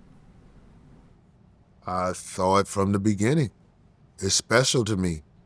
I was at the football stadium, SoFi, recently, and Joe Coy headlined a sold-out football stadium. Joe Coy used to be in my little apartment. We used to be going over jokes and stuff like that, and Joe Coy has always been such a kind, good, sweet person to me. So it's like, you know what I'm saying? You caught me off guard with that one. Yep. Like, Joe Coy is, I root for Joe Coy. I love Joe Coy. I remember when his girl was pregnant with the baby, my dumb ass, I said, she ain't gonna do nothing to take you to court or something like that. Whatever I said. And so I met them at SoFi, because, you know, Joe Coy's son is grown now. And Joe, I know he was looking at me like, yeah, you know what I'm saying? Because I didn't mean I'm vicious by it. It's just I think the way I think. I'm not perfect with my thoughts, but it's amazing to see how it's all turned into a beautiful thing. Yeah. His baby mom was there. I think she was there with her guy. And everything was so much love, man. I love Joe Coy. And his story, I love it. I love it because I saw it when he used to work at Macy's. You get what I'm saying? Joe Coy, I love you. I love you. Joe Coy or Lunel? Lunel's an old, bitter woman. Shout out to Lunel, man. That's the homie right there. I get it. That's your homie, but she's an old, bitter woman, dog. I mean, come on, man. I know you like her. Yeah. I love And she's Lunel. been on your show, but Tons of times. I've seen her did what she did on the radio recently to a lot of people. What do you mean? Do you know what happened with her at the radio station? No, what happened? Oh, well, Vlad, you'll watch it.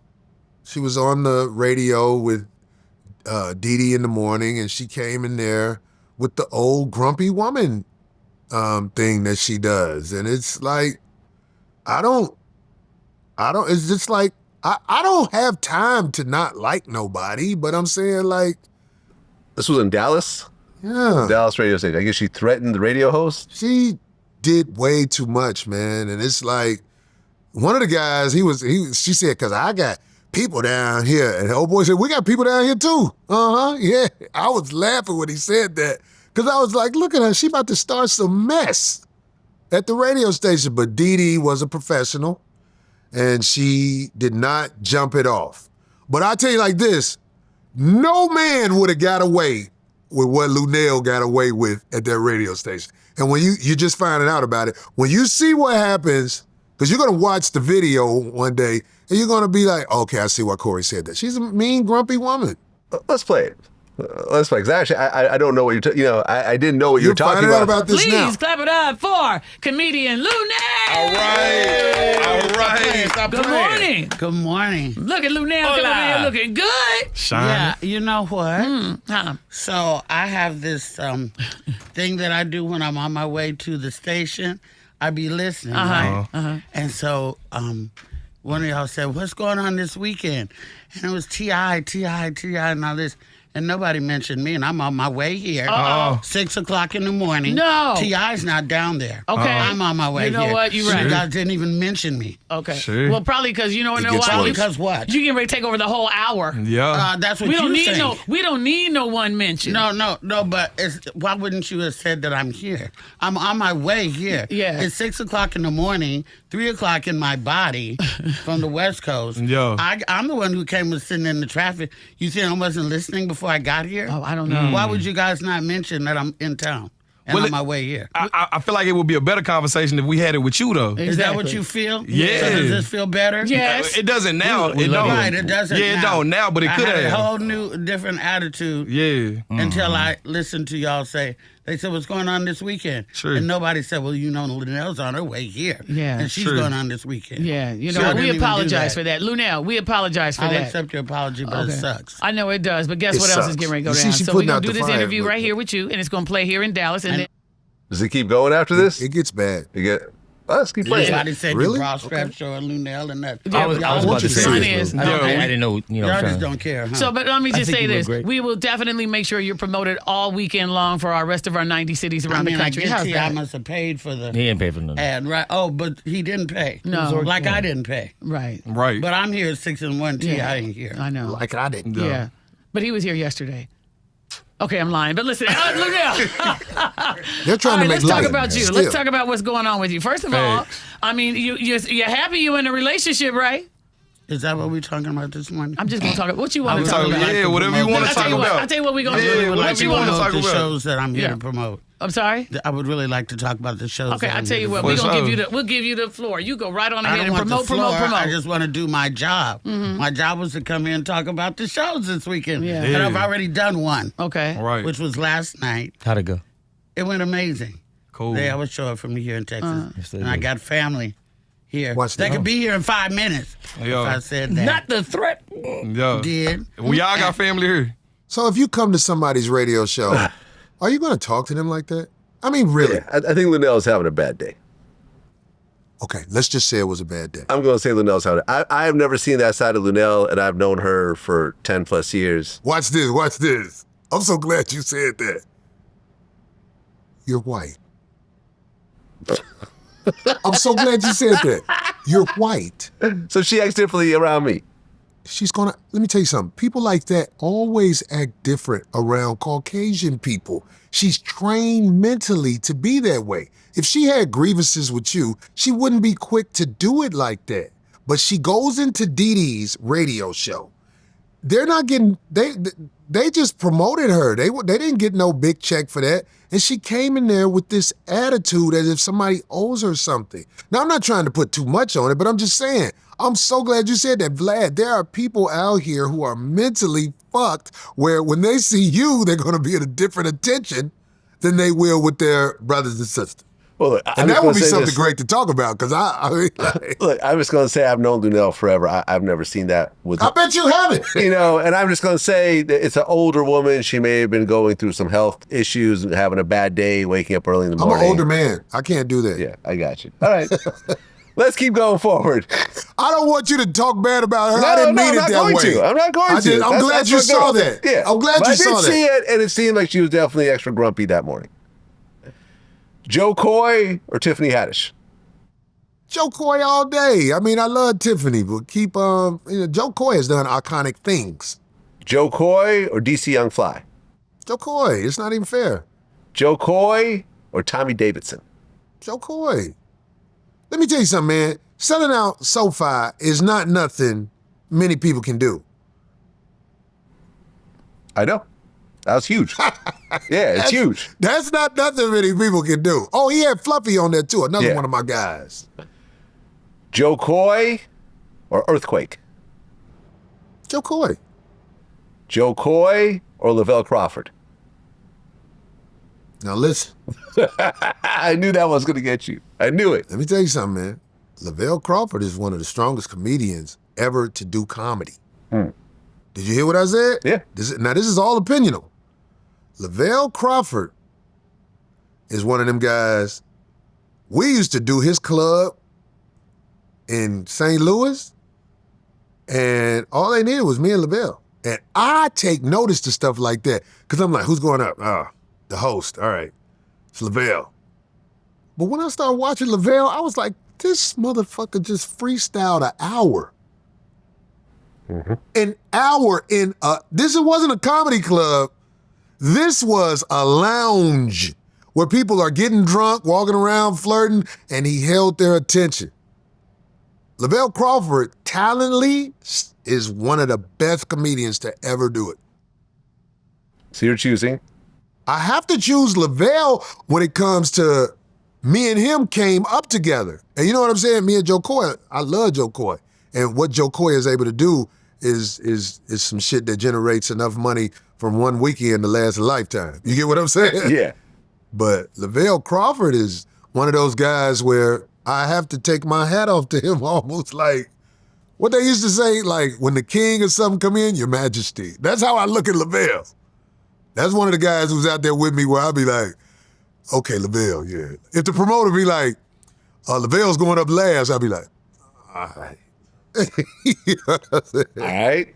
Lavelle Crawford or Cedric the Entertainer? Lavelle Crawford, but Ced is one of the strongest comedians to ever do it. Lavelle Crawford or Cat Williams? Lavelle Crawford, but Cat is one of the guys who's going out there and made a career that's unforgettable. But Lavelle Crawford is a monster on stage, so it's Lavelle. Lavelle Crawford or Kevin Hart? Shit. Kevin Hart. Okay. Why? Man, listen, man. One of the people who wasn't scared of me is Kevin Hart. And I thank him for it. I'm almost getting, man, Kevin Hart was trying to take me with him on tour. And I swear to God, I told Kevin, I said, hey man, listen, I think my style might offset what you're trying to do. What I should have said, what they're trying to do with you. You get what I mean when I say that? Yeah. Yeah. I know what they were trying to do with Kevin. So I said, are you sure? Kevin's like, rock that motherfucker. And I'm like, damn.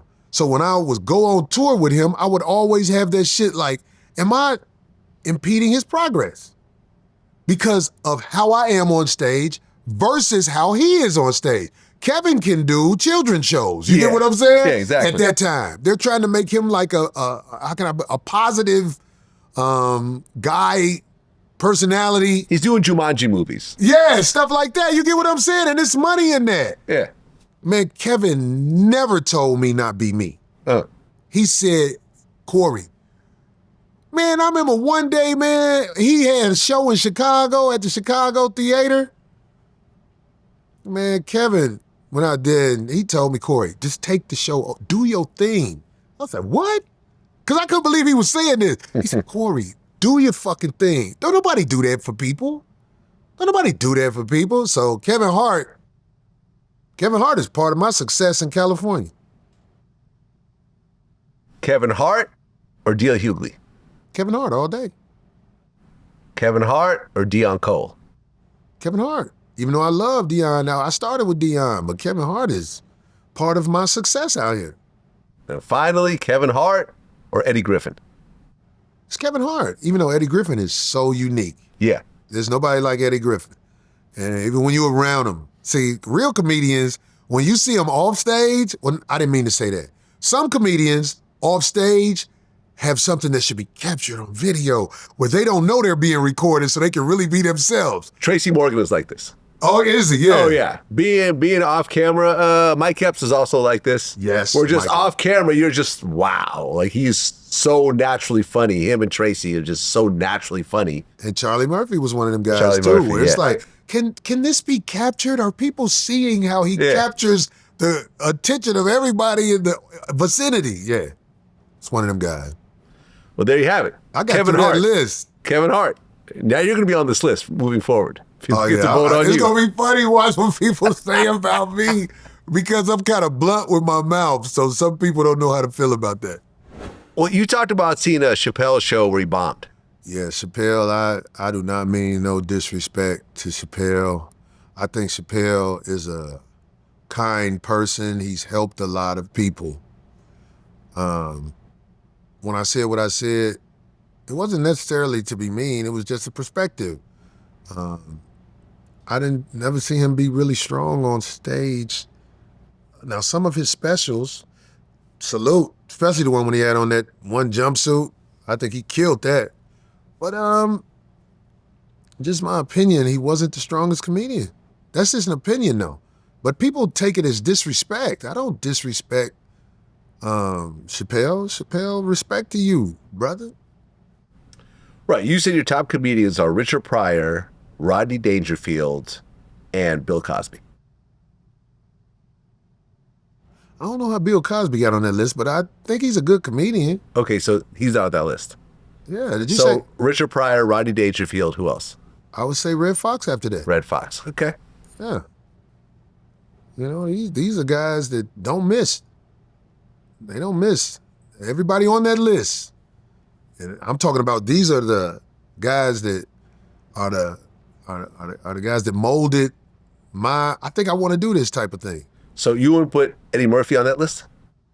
Now, I wouldn't put him on that list as the greatest comedians, but Really? I think what Eddie Murphy does, I'm talking about, first of all, I'm not taking that away from Eddie Murphy, because what he did with Delirious was breakthrough type of stuff, you know what I'm saying? But Eddie Murphy and his movies, man, some of his movies, man, those movies would be nothing without Eddie Murphy. The Golden Child would not be a movie ever remembered, but because Eddie Murphy was in that movie, he made the movie. Standout talent. Well, yeah, I think Eddie Murphy is the biggest rock star that came from stand-up comedy. In Can't terms of argue just that. overall star ability, star power, able to bring the biggest crowds out, the biggest movies. I mean, Kevin Hart has done a lot, in movies, but not like on Eddie Murphy level. Like, he can't carry a movie like Eddie was carrying. Eddie Murphy I watched was- Coming to America again recently. You just forget how good it is. And he doesn't have to swear. Like, the fact that he did a movie, he didn't have to swear, because remember, he was like the profanity guy back then. Yeah. He did a movie, just didn't swear at all, and it's still considered his top movie. Yeah. Yeah. Yeah, I mean, I'm not arguing with nothing you said right there. Trading Places, You can keep going. Eddie Murphy, Boomerang, another one of my favorites. man, the Clumps was good. Yeah. You get what I'm saying? Was Nutty Professor? I Nutty mean, it was- Professor, Norbit. he's got so many winners. Yeah. Yeah. Yeah, Eddie Murphy, I'd never take nothing away from him as an entertainer, comedian, or none of that. But I'm talking about these guys who are in front of the people when I say comedians. Eddie Murphy is not going to go out there in front of the people. In my opinion, I don't think he'll go out there and do that because you don't need the money. Well, what's funny is that before he passed, I interviewed Charlie Murphy. Mm-hmm. I don't think this interview ever came out. We did it like in a New Jersey, like coffee, house or something, right? Yeah. And I remember I asked him, well, a couple of things came up, during that interview, which was really cool. I asked him if he knew if the Rick James and Prince skits from the Chappelle Show was going to be as big as they were. And he said yes, because before they aired them, they went to Eddie Murphy's house and they played it for Eddie. And Eddie looked at it and said, brilliant. And they looked at each other like, oh shit, this is about to be big. Yeah. And Eddie Murphy was supposed to be on the next Chappelle's, Charlie Murphy's True Hollywood Stories, but then remember Chappelle walked away from the show. Wow. Yeah. Yeah. That was supposed to be Eddie Murphy was going to be a guest star on the Chappelle Show. But I remember I asked him, and I'm like, why do you think Eddie stopped doing stand-up? And do you think he'll do stand-up right now? And he said no, because he's going to suck. You can't just leave stand-up alone for that long and come back and think you're going to be great at stand-up. He's going to have to start doing small clubs and getting his chops down and getting his routines down. He can't just go on a big tour right off the bat. This is Charlie Murphy saying this. Yeah, and we all know, if you know Charlie Murphy, you know how much he loved his brother. Oh, yeah. People don't talk shit about Eddie because of Charlie, if you ask me. Because when Charlie used to talk, I used to be like, oh, he don't play about his brother. I could tell. When he speaks on Eddie, I was like, oh, he love his brother. And that's how it's supposed to be. You know what I'm saying? But Eddie Murphy, do you know to go on tour nowadays, the only thing he could talk about is his life. Yeah. And I know he don't want to do that. You cannot, Eddie, you keep that money and just chill, because they are not ready to hear the Eddie Murphy story, even though we would love to hear it. Not the sugar-coated version, because people from the motherfucking streets, we know what's up. Oh, yeah, no. When he did his documentary, and I'm like, oh, he did it himself. That's for the casual fan. Yeah, I want to see the real unauthorized documentary. You know, where all the people around him started Eddie Murphy, talking. a man, he had kids out here in the motherfucking streets. He got all kind of shit going on there. People are not bold enough to talk about, but it would be epic. Do you hear me? Yeah. A lot of these people out here, if they had the courage to talk about their life, of course we're not going to agree with everything that you do, but it would be good to know who you really are, because you're such an icon in our eyes. Right. Yeah. Well, the thing about your routines and your stand-up is, you know, you talk about your life, and one of the main topics is how you date young, poor women. Yeah. This is really something you've leaned into. This is what I have been, it's what's out here for me now. If I want to be the king that I want to be, I have to date people that are very impressed by me. And I know where to find that. And I think it's unfair that people are mad that I have found a way to be hailed as the leader. You know what I'm saying? We're men. We don't want to be with somebody who thinks they're equal to us. It's just nobody wants to say that. We don't want to be with a woman who thinks she's equal to us. You're not my equal. I'll beat your ass. You know what I'm saying? You're not my equal. Let's stop this. Let's stop playing. This is what's happening. I'm the man, and I'll find out my place through whether you want to go through the Bible or whatever. You're the woman, and you have to find your place. You can't act like you rule me. So, girls who are not financially capable will bite that tongue as long as anybody will in the United States of America. Because the lifestyle I live is something that is quite fascinating to females of poverty. It's a fact when they watch me, you got another car? You know what I'm saying? It's like, yo, yeah, I got another car. I love their face and the way their kids, you know, clapping when their mama leave off in the car. This is the highlight of my life now. I can't lose. Because when it goes bad, guess what?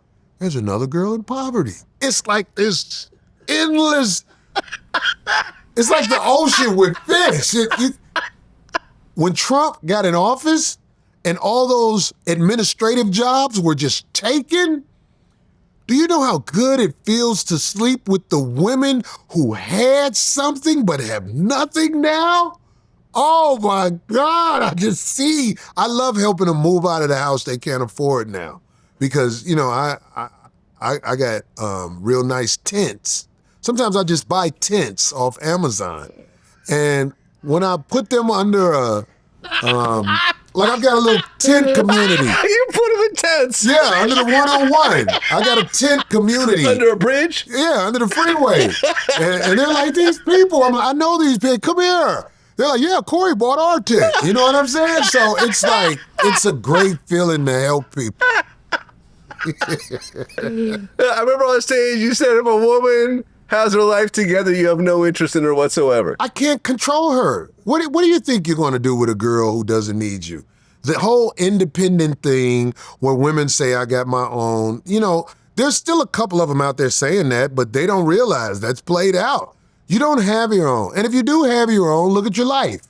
The girls who are willing to say I need help are the women that I can help. If you think you don't need my help, go on out there and try to figure it out. But keep that number I gave you because I know you're going to need it. You're going to need me. I have found a way to survive financially. And I'm from the projects. I didn't do it the education way. I do it the grind way. I mean, yeah, Corey's a comedian, okay. But what I'm able to offer you is help. And you need help. The girls I go after, they need help. They need help. I can tell by the Gucci-looking purses they have. Gucci-looking person. Right, Gucci-looking purses. Not exactly Gucci. Oh, no, that zipper is about to fall off, ma'am. They need me. And I think this should be a course in college. Don't date out your league. I'm an older gentleman. I can't be with what am I gonna do with a girl who's 30 and got a job paying her hundreds of $1,000s a year or something like that? I'm useless to her. She'll pity me.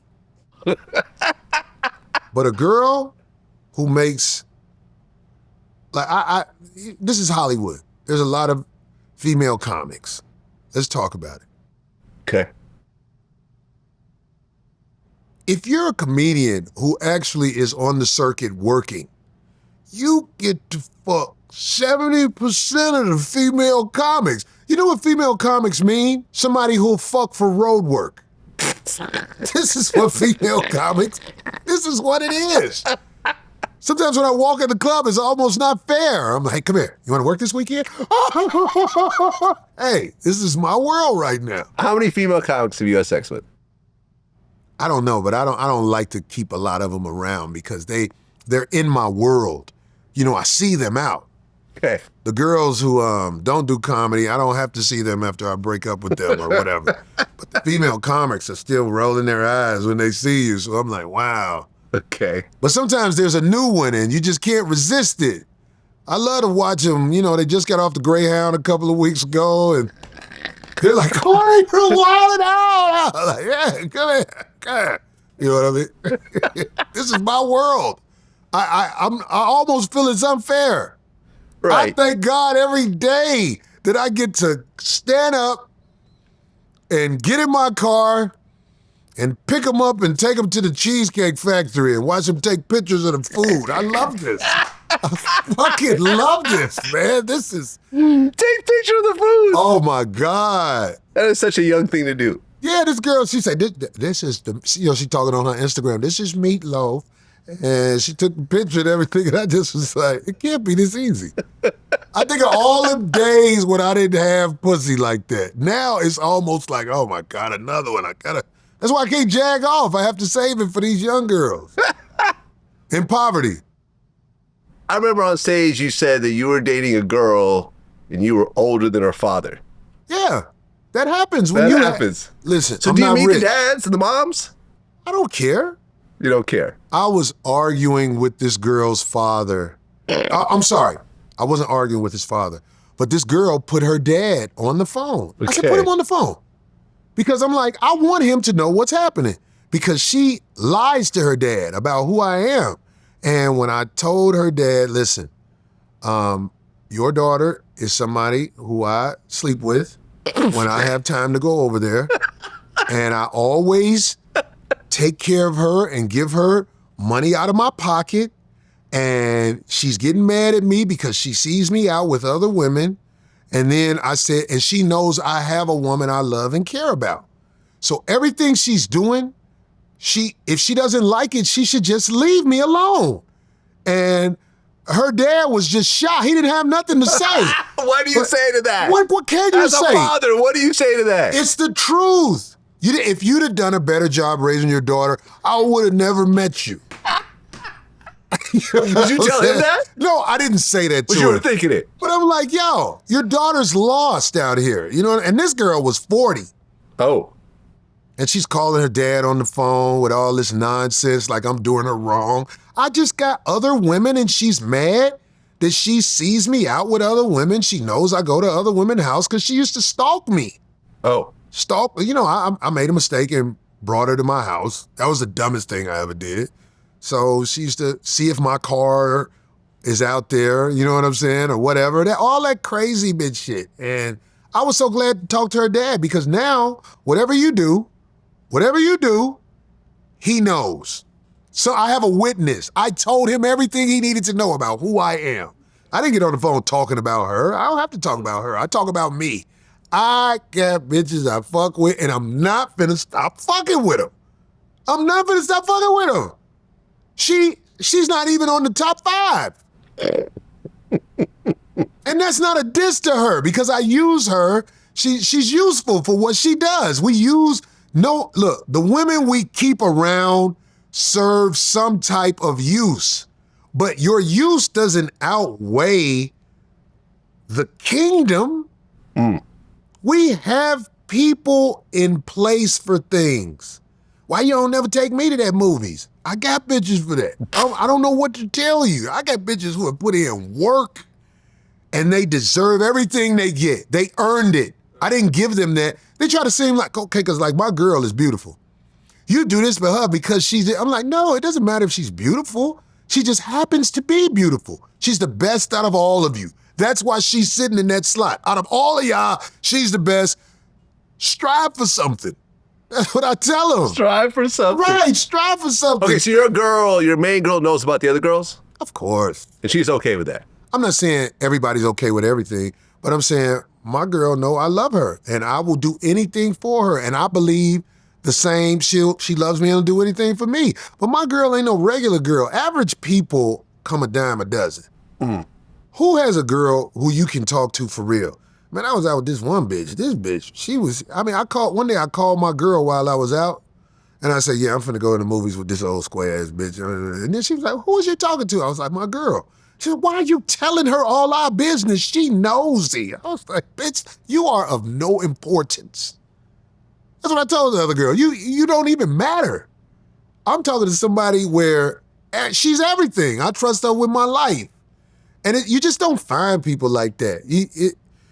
You don't know how to find a woman like that. God has to give you a woman like that, in my opinion. Well, you know what I've realized over time? Well, there's two things I've realized over time when it comes to women, right? I'm 53, and it took me a long time to realize this. Number one, a relationship you have with a woman who approaches you will be vastly different than a woman you chase after. Wow. Am I right? Hell yeah. All right? Yeah. Hell yeah. And number two, you'll be surprised how open women will be with different types of relationships as long as you're honest with them about everything. If you really just put it all out there, you'll be surprised how okay a woman will be with being a side chick. Sometimes you have generational side chicks. They've seen their mom and their grandma. I get what you're doing saying, Vlad, but listen, one thing we can never not get away, there are crazy people in the world, okay?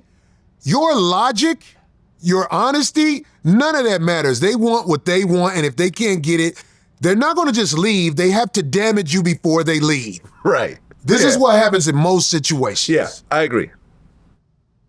I'm talking about especially man-woman stuff. Yeah. I mean, all over the news now, I see so many guys the girl is trying to damage them as they leave. Oh yeah, listen, shout out to my man Marcellus Wiley. I didn't want to see it, but that's my friend. Shout out to Big Tigger. I don't know him closely, but I've been on, Rap City back in the day. You know what I'm saying? Like, we know each other, and they're going through the most ridiculous shit ever. Because the woman wants to damage them as they leave.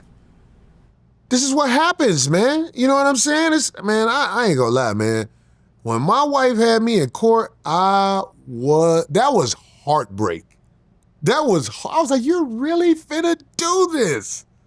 And because I'm a good guy and I'm forgiving, I hold no grudge. But I couldn't believe when we really was in court doing this. I was like, okay. Let's talk about ex-wives for a second. And I, addressed this on your show, but I feel like I need to address it again. You know what I'm talking about now. I know what you When mean. me and you were beefing, you went on your show, you said, oh, I'm about to expose Vlad. Here's a picture of his wife. Foo. here's this ugly ass bitch who he married, and you put up a picture of someone I've never met in my whole life. Is that true? Huh? So you didn't know that lady? I don't know who that is. And I remember when I went on your show before it started, I brought in pictures of my 2 ex-wives. I even had actual paper pictures sometimes, you know, old school camera pictures. And I said, do either of these 2 women look like anything that you've shown here? And you said, No, you picked attractive women. yes, thank you. I'll give you that. But I thank didn't you. know. I Yeah. thought the information I was given. And people would always bring that shit up. Like whenever I was going viral. So you didn't know that anything. lady? I've never met her. I don't know who that is. Okay. I don't know who that is. I've never met her.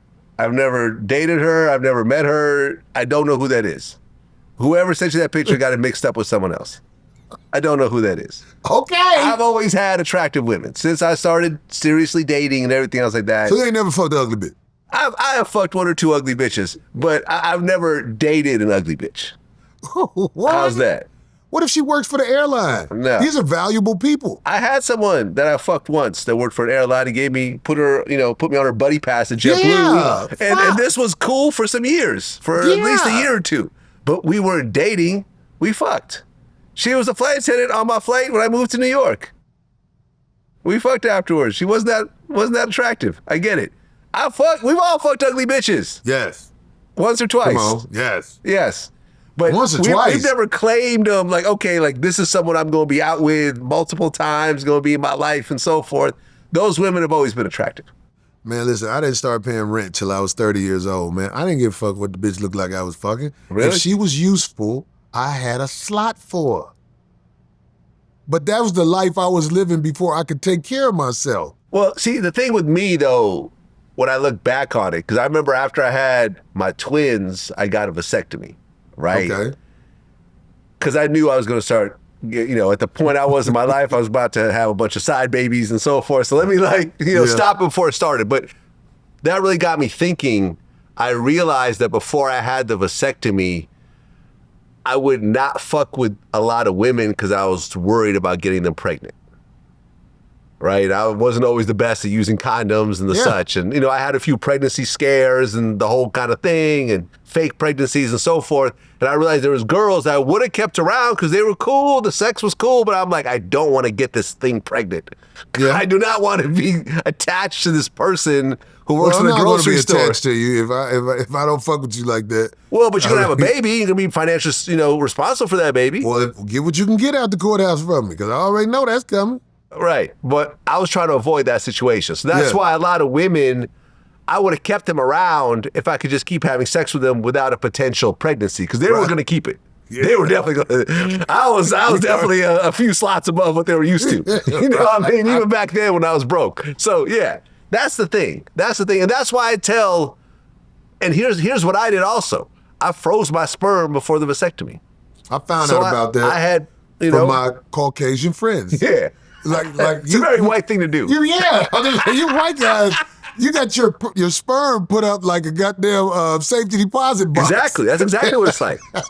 That's exactly what it's like. So now I have more kids that I can make when I'm ready to make them. I think it's a good idea. I ain't gonna lie. I never thought of it until I started being around people in LA, because I'm from Chicago, very segregated city. Mm-hmm. And the things I've learned from my Caucasian friends and associates, I'm like, wow, you can do that? Look at our friend Faison Love, who was just in court, Nightmare. Because we talked about this on my show. He had never gotten anyone pregnant all through his, 50s. Mm-hmm. And then, so he just felt, I can't get anyone pregnant. And then he got someone pregnant. Turned out to be a nightmare. Ended up getting locked up. All this back child support. He's in handcuffs in a wheelchair. He looks fucked up right now because of this situation. Well, I guess your lawyer told the judge that you survive on $10,000 a year in royalties from the movie Elf. Whoa. And you made $0 in 2025. Your highest annual income in the last 5 years being only $13,000. Yeah, I make about 13. I told you, man. I was like, I don't make no money. Okay. Yeah, I don't make no. I was like, I don't make no money. And I guess your lawyer said you were homeless at some point. I'm homeless. And you were living with a friend in California. Getting the wrong person pregnant could really fuck you up. Yes. And, listen. It's the way they get to damage you as they leave your life. Michael Blackson. I remember I had him on my show, and he was like, oh, yeah, I got my girl, and, she's pregnant, and, I be fucking with other girls, too, but, I haven't had any kids, since for 20 years, so, my pullout game is great. I said, yeah, you know what they call couples? They use the pullout method? Parents. So, number one, have you gotten a vasectomy? No. Are you going to get a vasectomy? I'm an African. I'm a king. King supposed to have kids. Even though my youngest are 16-year-old twin boys. Those are my youngest. Okay. I haven't had a kid in 16 years. Okay. Obviously, I know what I'm doing, and my balls are not chopped up. Right. So you're using the pullout method. It's a few methods. I mean, condom, and if I know her very well and we've been testing, I feel comfortable then. Right, but that doesn't prevent pregnancy. Pullout doesn't? You know what they call? Right. You know what they call people who use the pullout method? What? Parents. And sure enough, a few months later, he got one of his side chicks pregnant. So he had his main chick and his side chick pregnant at the same time. Because That played out online. yeah, and it played out publicly. Yeah. I remember I hit him. I said, remember when I told you about the pullout method? Yeah. And he's like, yeah, you're right. You're right. You think it's not gonna happen? It's gonna happen. It's got to be a nice. I mean, that's one of I feel like is one of the things in nature. When you have a baby by a woman you have no love for, you're cursed because they want you to love the baby, and if you're a person with a heart, you're naturally going to love the baby. But guess what? If you don't have love for the mother, a lot of times you can walk away from the baby. Nobody says that.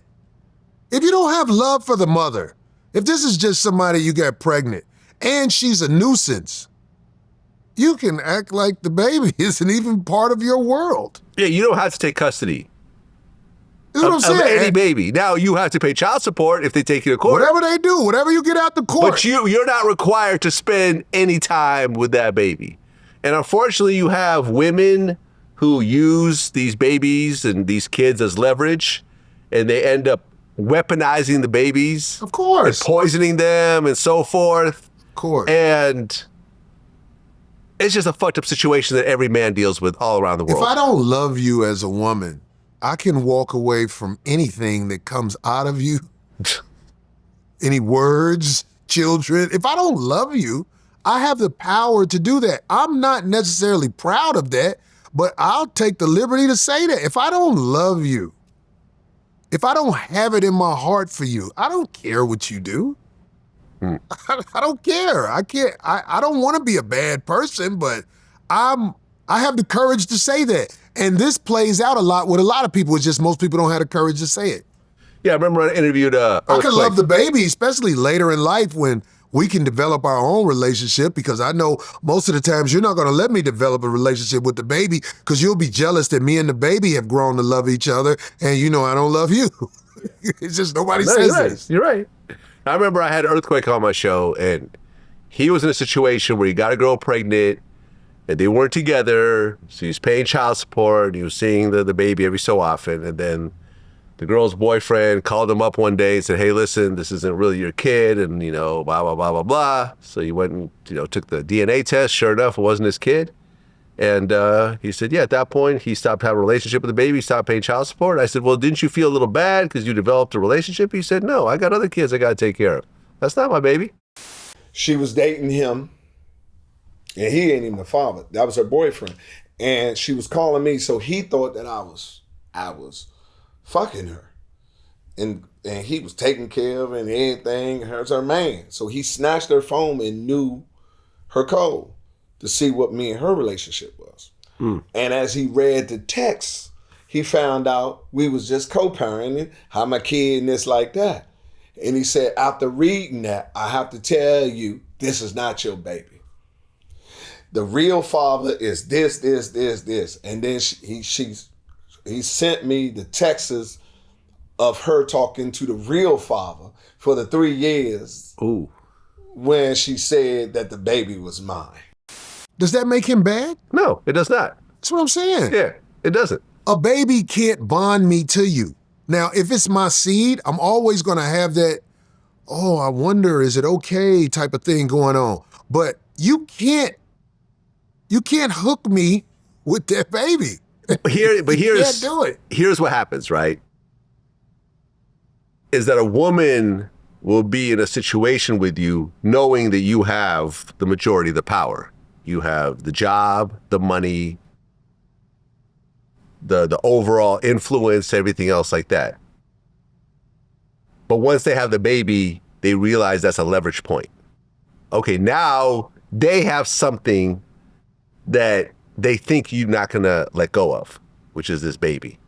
It's hard to let go, especially if you have a girl that you love and you think this is your girlfriend and she has a baby and the baby comes out and you're there in the beginning. Yeah. She can hijack your mind literally with that baby. Yes, that's true. Yeah.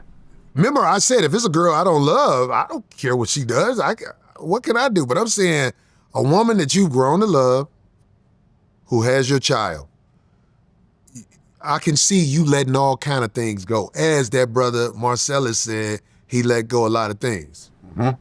Because you don't want to separate from your children. Right. You don't want to separate from your children. You want to be there for them. Men stay in bad relationships for years just because they want to be with their kids. It's our kryptonite. Yes, it is. Yeah. Absolutely. It's our kryptonite. Yeah. It is, man. What the hell? It is. And most men, me going through multiple divorces, you realize that most men don't have the financial ability to go through this process. It's too expensive. I was going through my last divorce. There'd be guys I'd run into, in the hallway as we're waiting to, see the judge, and they're like, they're fans, so they're taking pictures and everything else like that. I see him coming out of the courtroom crying, and I'm like, "Who's your lawyer?" He's like, "I can't afford a lawyer. I represented myself. I just lost all my custody, and now I got a restraining order and blah, blah, blah, blah," just because he didn't know what to do in that courtroom. She had a lawyer. He did it. These courts are not designed for us, for men. Of course. They're designed. The ladies know that. Yeah, they know that. They know that. They know that. And how better to make the society full of chaos than you separate the man from his kingdom? It's just going to be a whole bunch of, what are they called? Mercenaries. That's all. When we walk out that door, mercenaries everywhere. Yeah. Willing to do this or whatever. Yeah. You know what I'm saying? Yeah. Well, one of the things you said, you're talking about when you were married, you said date rape is an opinion. Yeah, that's a joke. Because people will try, you will crack a joke, and these little busters on the internet, they're trying to make a following off a joke you said. Yeah. I understood what you were saying. It was designed for shock value, obviously. If you've got somebody who has done something like maybe touched a child in the wrong way, and they're cracking jokes about it, that's a problem. That's a problem. But when you got somebody, I've never gone to jail for rape. Thank God. I'm not living that kind of life. If I crack a joke about something, it doesn't mean that's what I believe in or I'm about it. But on the internet now, people will try to make you into something you're not for likes. For likes. So this is the new world we live in. I've been doing this for a long time. The internet comes with its pluses and it comes with its takeaways. I'm on the internet mainly on Tuesday nights. And sometimes I look at what they send me for Tuesday nights and I just laugh. I'm like, wow, I probably should take this internet thing seriously. You know what I mean? Vlad, the way you do it, I'm not gonna lie to you. I hope you show me the game. Because you're one of the few people I'll be like, okay, I'll sit down and listen what Vlad has to say with pluses and takeaways from the game. Because, I don't know, I just do it on Tuesday nights. And on Tuesday night, what I do, I'm able to take care of some things. You get what I'm saying? When you see that check, I'll be like, oh, wow, thanks. You know what I'm saying? But I do say to myself, I wonder if I start doing it maybe like a Vlad, if you show me the game that you know. Because that's what it is where I'm from. Man, I'm going to show you the game on this, show the game on that. I would listen to you because there's a lot of my fans who are They're hungry for more. I don't know how to give it to them. I show up on Tuesday nights. I do my thing. You get what I'm saying? So I'm throwing that out there at you, man. Man, whenever you want, man. Whenever you want. We'll And I believe you when you say that, like whenever you want. I believe you, Vlad. Man, listen, I went out to your show. That was a long drive. I got a driver that day. In Ontario. I went from Calabasas to Ontario. That's 2 hours or something. Is it that far? Yeah, about Well, traffic, yeah. with traffic, yeah. I actually had to hire a driver. I said, I'm not doing this manually. But yeah, man, if I say I'm going to do it, I told you I'm going to come to your show. I believe you, man. You know, I said, well, I'm going to do a 5150 show. I said, I'm going to come to your comedy show. You know when you came to my show? Like, it was people like, yeah, look at Corey. He's selling out. Because, you know, we was calling you culture vulture at one time. You know what I'm saying? That's what people were saying. Everybody was, yeah. So it's so funny how people don't know the history of me and you. Listen to me, man. I'm telling you, man. I mean this. I appreciate you coming to see me and being genuine as you are right now. I can't tell you how much I appreciate that. Likewise. So we good, brother. We good.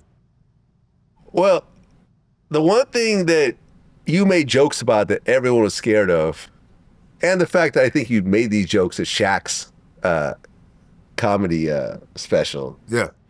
You'd make Magic Johnson AIDS jokes. Yeah.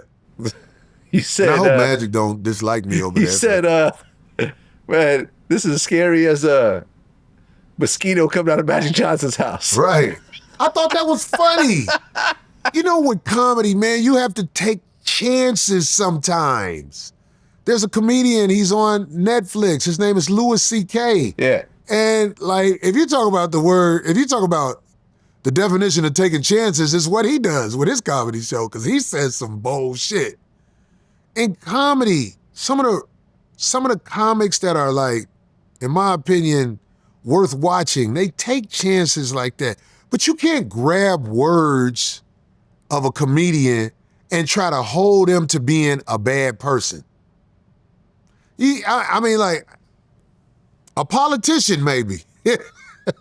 Maybe. But somebody who's setting up bits to talk shit and get a laugh from it, I think you're desperate when you try to turn that into real life. Like, a mosquito coming out of Magic Johnson's house is fucking hilarious. I think that's one of the greatest bits ever said on television, but that's just me. I wrote it. You know what I'm saying? And I had jokes about Magic Johnson's son, EJ, how he has the, where the fuck does he get those designer high heels in a 17? You know what I mean? And stuff like that. It's not meant to be evil toward these people. I don't know these people, but I hate how people try to take it and turn it into, see, he this, he that. Oh, you desperate, man. Well, listen, one of the funniest memes I've ever seen, I think Cameron posted it. Remember that Jay-Z song was popular? Fuck with me, you know I got it? Yeah. Cameron posted a picture of Magic Johnson with those words, fuck with me, you know I got it. Do you think I think it's like me and Cameron, he's a New York guy. Yeah. I'm a Chicago guy. But we mesh. When I'm around him, I don't feel no fake shit or nothing. There's a vibe in the streets with guys that are true, where when you're around them, it's almost like when you shake their hand and give them dap, you feel the real brotherhood. I don't think Cameron's no villain. Nah. But that shit is funny. You get what I'm saying? This is how some of us laugh. This is how some of us joke. And if it ain't for everybody, okay. But for us that wait for it, I'm able to make a living without the help of Hollywood because there's people out here who think like me and Cameron. Do you feel and like... we joking. Do you feel like you've been blackballed in Hollywood? And just the industry? I don't think I was blackballed. I really stopped chasing it. I was hurt. What do you mean? When I got out here and I was making momentum and I saw some of the things that I knew I would have to do to be part of the community, the Hollywood community, I was like, oh my God, I know I'm not gonna fit in. Cause like so many of my brothers and sisters in Hollywood are scared of me. And I know why. It's not because they think I'm gonna stick them up or rob them. It's because they can peep, I know them. Oh, here's a deep part, I'm gonna tell you. Listen, more men sleep with men than I ever imagined. I didn't know it was that many men sleeping with men. If I knew this many men were sleeping with men, I probably strategically would have stayed away from all of the jokes about men sleeping with men or things like that in my act. I don't really do that in my act, but I'm saying like when I'm talking on the podcast, I'll talk about men sleeping with men. But there's so many men sleeping with men that it's turned that world against me for those who won't listen. Now, there's people who know I'm joking. You get what I'm saying? I've had drag queens sitting in the front row of my show that one of them actually fooled me in Dallas. My homeboy would have got his number for me. And that's a whole other story. That tall one in the front. And when my homeboy came back, he said, "Hey man, I think there's a dude." And when he said that, I was like, "What?" Yeah, my homeboy Dre, he was like, "Corey, that might be a dude." I was like, "The one sitting up front?" He said, "Corey, I think that was a dude." So when I talked to him on the phone, I was like, "Hey," you know, he had the perfect girl voice and everything. But I outright asked him, "Hey, is you a dude?" And he would not say. And that's all I needed to hear. That's all I needed to Any hear. sort of gray area is out of the question. He tried to act like I'm a Southern woman and all like that. I was like, send me a picture of your pussy right now. Because I didn't give a fuck at that point. If you a woman, you going to say, what do you mean? Hell yeah, I'm a woman. But he started talking around it. Oh, I was talking to a girl. I remember I was talking to a girl. You ever been fooled? Well, yeah, I remember I was talking to a girl. That means online. yes. No, I haven't. No, never. Well, because if I think there's a small hint of it, I'll just say, nah, I'm good. But I remember this one girl, she slid into my DMs, and she started sending me nude photos and everything. And I'm like, send me a picture of your pussy. She's like, oh, no, I don't want to do that. I said, well, are you trans? Because if you are, then I'm cool. But you know what? You know, she's like, okay, here's a pussy picture. You know what I'm saying? Because I was like, if you're trans, let's just stop it here. Right. But because you're white, you can just talk to them like that. Trust me. But in our community, like it could lead to a fight or something like that. Or it's not cool just because you didn't know in the beginning. But I'm an older gentleman. I'm going to ask you if I have any doubt. With my friend, he was like, I wasn't sure, but that might have been a dude. I was like, what? At the point that I hear I'm not sure, I'm not even going to That's all I got to do. Yeah, I'm not going to call it. The fact that you called the number is actually kind of surprising because I would have even called the number. I called the number. I was you curious. Because I'm like thinking like, you know, that was a girl. And Dre was like, I don't know, but this is the number. No. Called the number. Yeah, nah, it was a dude. It was a dude. You make a lot of abortion jokes. Yeah. I think it's the funniest shit that people are scared to talk about. Abortions. Abortion. These are straight murders that are happening all over the nation. And it's like taboo to say something about it. Do you know how many abortion jokes are in there? How many abortions do you have under your belt? How many abortions I have? Yeah. I've never had an abortion. No, but how many abortions have you overlooked? Overlooked, that's a good word. Before Uber came out, I used to Uber people to abortion. Right. I've been an abortion Uber driver for 30 years. But I'm saying, people are scared to talk about abortions. Well, listen, abortions are great. I got the new one where I'll be like, they should give the women, as they come into the abortion clinic, it should be mandatory that they give them the stethoscope that the doctor has to listen inside.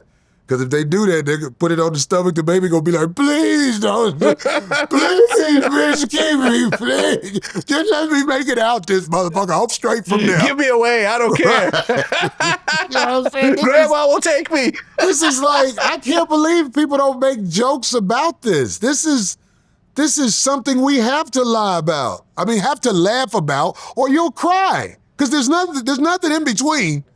Laughter and crying when it comes to abortions. Lives have been taken. Yeah, I remember you said a joke about how, you know, you paid for a girl to get an abortion, and you guys were driving back, you listen to gangster music, she's like, I don't want to hear that murder music. And it's like, you're the only killer in the car right now. Real talk. I haven't killed anyone. Right. You're a hypocrite. Ice Cube is a genius. These are songs. What are you talking about? God damn it, you didn't even have insurance. I had to pay. What did you say? You said, I don't even take girls to the abortion clinics to take them to Six Flags. She said I'm right every Put them on every roller coaster. every out roller there. coaster. My stomach hurts. Yeah, that's one of my killer jokes from back in the day. I used to have the one about the hanger, but we ain't got to go into it. But What about what? that's old school down south the abortion. hanger abortions. Hangers. Okay. Yeah. Have you ever had, like, after your show, women approach you, like, I had an abortion and, this is not funny, and blah, blah, blah. Now, that's happened once or twice. It never really turned into nothing, but I've seen couples literally arguing on the way to the car where it's actually sad because the girl really was mad about the joke. Huh. And she got mad because the guy was laughing. Oh. That happens at my show a lot. Yeah, I saw this one comedian where he's talking about abortion jokes. He said, a woman approached me and was like, I had an abortion. This isn't funny. He's like, well, I just talked about it. What you did was a lot worse. Yeah. You an executioner. You and your friend that day with the lab coat on. Abortion should not be taken for granted when it comes to comedy. I mean, everything is comedy. But how about this? Everything is comedy, but there are things you really kind of like, I gotta let a little time pass. You get what I mean? I mean, for example, would you do pedophile jokes? I don't really, I've been told I do pedophile jokes, but I'm not living that lifestyle, so I don't really see it popping in my head as pedophile jokes. I see things I think of that I think are funny, and I've seen it work. Like the thing with the baby bottle on the Shaq thing. That's kind of a pedophile joke. Yeah, you get what I'm saying? Yeah, so when somebody dances say on the line a pedophile, if little they bit. want to make Okay. me a pedophile, you Okay, I do see what what you you're gotta saying. do. I don't. What's the youngest woman you would date right now? Would you date 18? I haven't dated 18. I wouldn't even have sex with an 18-year-old. 21. Maybe. Okay. The reason I say maybe is because I know if I'm around a 21-year-old, I am literally dealing with somebody who knows nothing about life in all likelihood. Mm. Now, she might have a body that's legally touchable, but Legally touchable. Legally touchable at 21. Legally touchable, yeah. Well, at 18 it's legally touchable. Is it? Yeah. Oh. You got to rethink it now. I mean, I'm saying, like, people. This dude named Alonzo Bolton had a joke back when we were doing Last Comic Standing, and I thought it was brilliant. He said, I watched the Junior Olympics, and, he was talking about the whatever those girls do where they be on the floor doing those... Gymnastics. Gymnastics, yeah. He said, I didn't know I was a pedophile until I saw it. And it was a funny joke. But nowadays, if you do a joke like that, the broke people on the internet are going to act like you're a bad guy. Well, remember Ari Shaffir, he made fun of Kobe Bryant dying. And everyone kind of got on him. But I guess his thing was he would make fun of everyone dying. And it just so happened the Kobe Bryant one was the one that kind of took off. Ain't that crazy? I mean, yo, there are people, they were talking about my brother Kevin Hart's roast. Let me tell you something, man. Kevin Hart ain't got no control over what come out the mouth of those people that were put on his roast. Did you hear what I just said? Yeah. That were put on his roast? I mean, that's their whole shtick. This is what they do. Yeah. They're comedians. I would not want to hang with them away from the stage because I think they would try me and it would go bad. You know what I mean? So when we're working and everything, it's still not acceptable to me, but you're at work. I'm not going to hold your work against you the same way I wouldn't want nobody to hold my work against me. But, people say shit. I used to have a joke about the 9/11 shit, and nowadays it will get a lot of flack, but I still say it. I used to say, I want to do my impersonation of the guy sitting into the plane, the guy sitting up front on the plane that ran into the tower? The towers. That was just my impersonation of him. But the dude in the back, he got a chance to go, ah! You know what I'm saying? It's terrible, but I'm just saying, that's where I was at that moment of time. You get what I'm saying? Nowadays, people would probably, the way the internet works now, if you make a joke like that about a current event, people will hold you to it like you are a villain. What can you do? It's the sign of the times. It's the sign of the times. People are going to talk shit because they're going to say, oh, you did Vlad, Corey. Sold out. Ha, ha, yeah.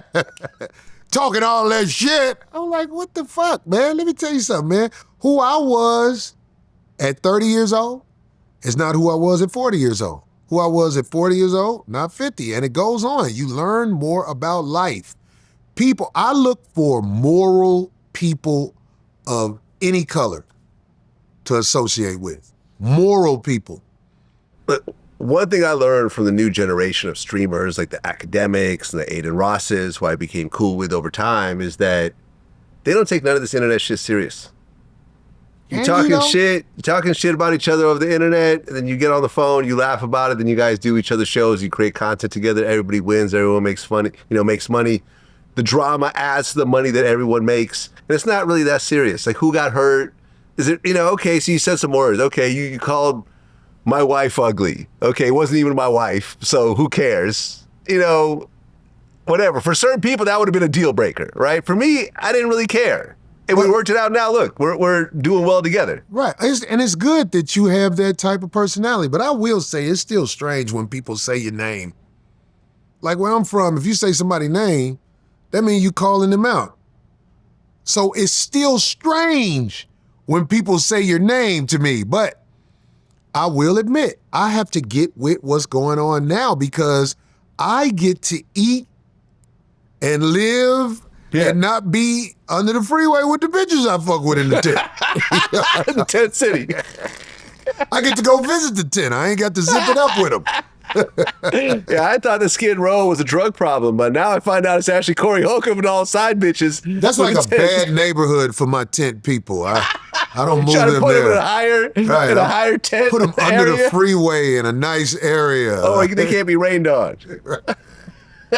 Well, they got the tent. They can't be rained on.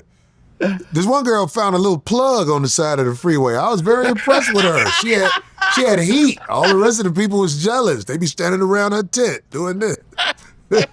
I help the community. That's all I'm trying to say. Oh, that's what it is. Corey Holcomb, man. We finally made it happen. I think it was like, 5 years in the I'm glad we made it happen. Of course, man. Listen, my whole thing was I wanted this to happen because I was a fan of your comedy. Okay, good. That's why I reached out in the first place. Yeah. However, 5-6 years ago. I'm like, I want this guy on my show because, like, look at that whole this or that with comedians. Those are all comedians that have been on my show. Think about it. These are, you can't say I don't support the comedy community. You goddamn right. I have gone out of my way. But I've said that. Yeah. I've said that. I was like, man, a lot of these guys are getting notoriety because of Vlad.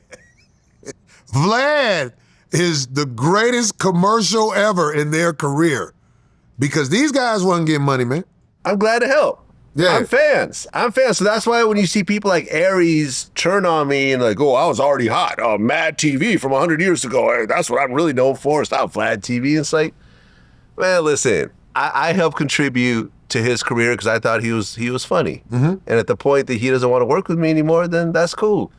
This is why you see TK Kirkland on more often. D.L. Hughley's on. You're on. Man, I rock with a lot of comedians. Because I really am a fan of comedy. I really am sincerely a fan. I go to these shows. I watch these specials. No, man, you have grown in my mental appreciation so much because I see how you have helped people. I see it. And once again, I tell you, the people that turn on you, even though they turn on you, because I know this about my shit, they really just want to find a way back to you.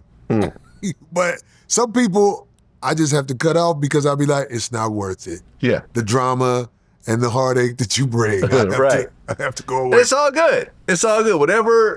However way I help them, That's cool. They could run with that because they helped me as well. They came on my show. They got a lot of views. We all made money in our own way. There it is. And but I do hope that people see the big picture of it, because when you sit down with me, yes, you know, I get the views and I get the money from the views. If you get an appearance fee, you might get an appearance fee.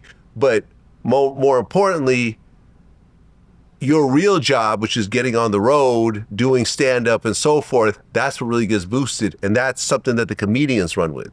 Mm-hmm. None of these guys are signed to me. I don't get a piece of any of their show money or whatever else. I don't manage people. I don't have an agency or whatever else. Mm-hmm. My whole thing is, let's just have it mutually beneficial. We do something here, it helps both of us in other ways, and we keep rocking, man. And, you know, but you have to have mutual respect. Yeah. You have to have mutual respect. If you don't really fuck with a person, don't do their show. Yeah. Right? And I rocked with you. That's why I want to do 5150. Appreciate you, man. I'm gonna find a way to pitch some things at you, man. I believe We're supposed to do a movie together, right? Yeah, man. I believe this shit is gonna take off, Let's man. do it. You like a rock star now, man. Thank you. Real talk. Everybody Thank knows you. DJ Vlad. Thank you. Thank you, let's man. find a way. Let's find a way to get one of these big licks. Let's do it. These big, whoa, the type of check like that. You know what I'm talking about. I do. There it is. I do. That's what it is. Corey Holcomb. All right. Till next time. Yeah. Peace.